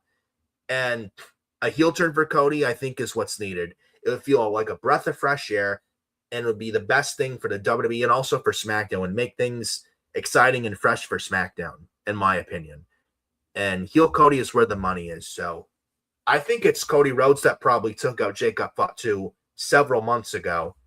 And maybe we get Drew and Fatu for the WWE title at WrestleMania. Maybe we get Cody and Fatu for the WWE title at WrestleMania.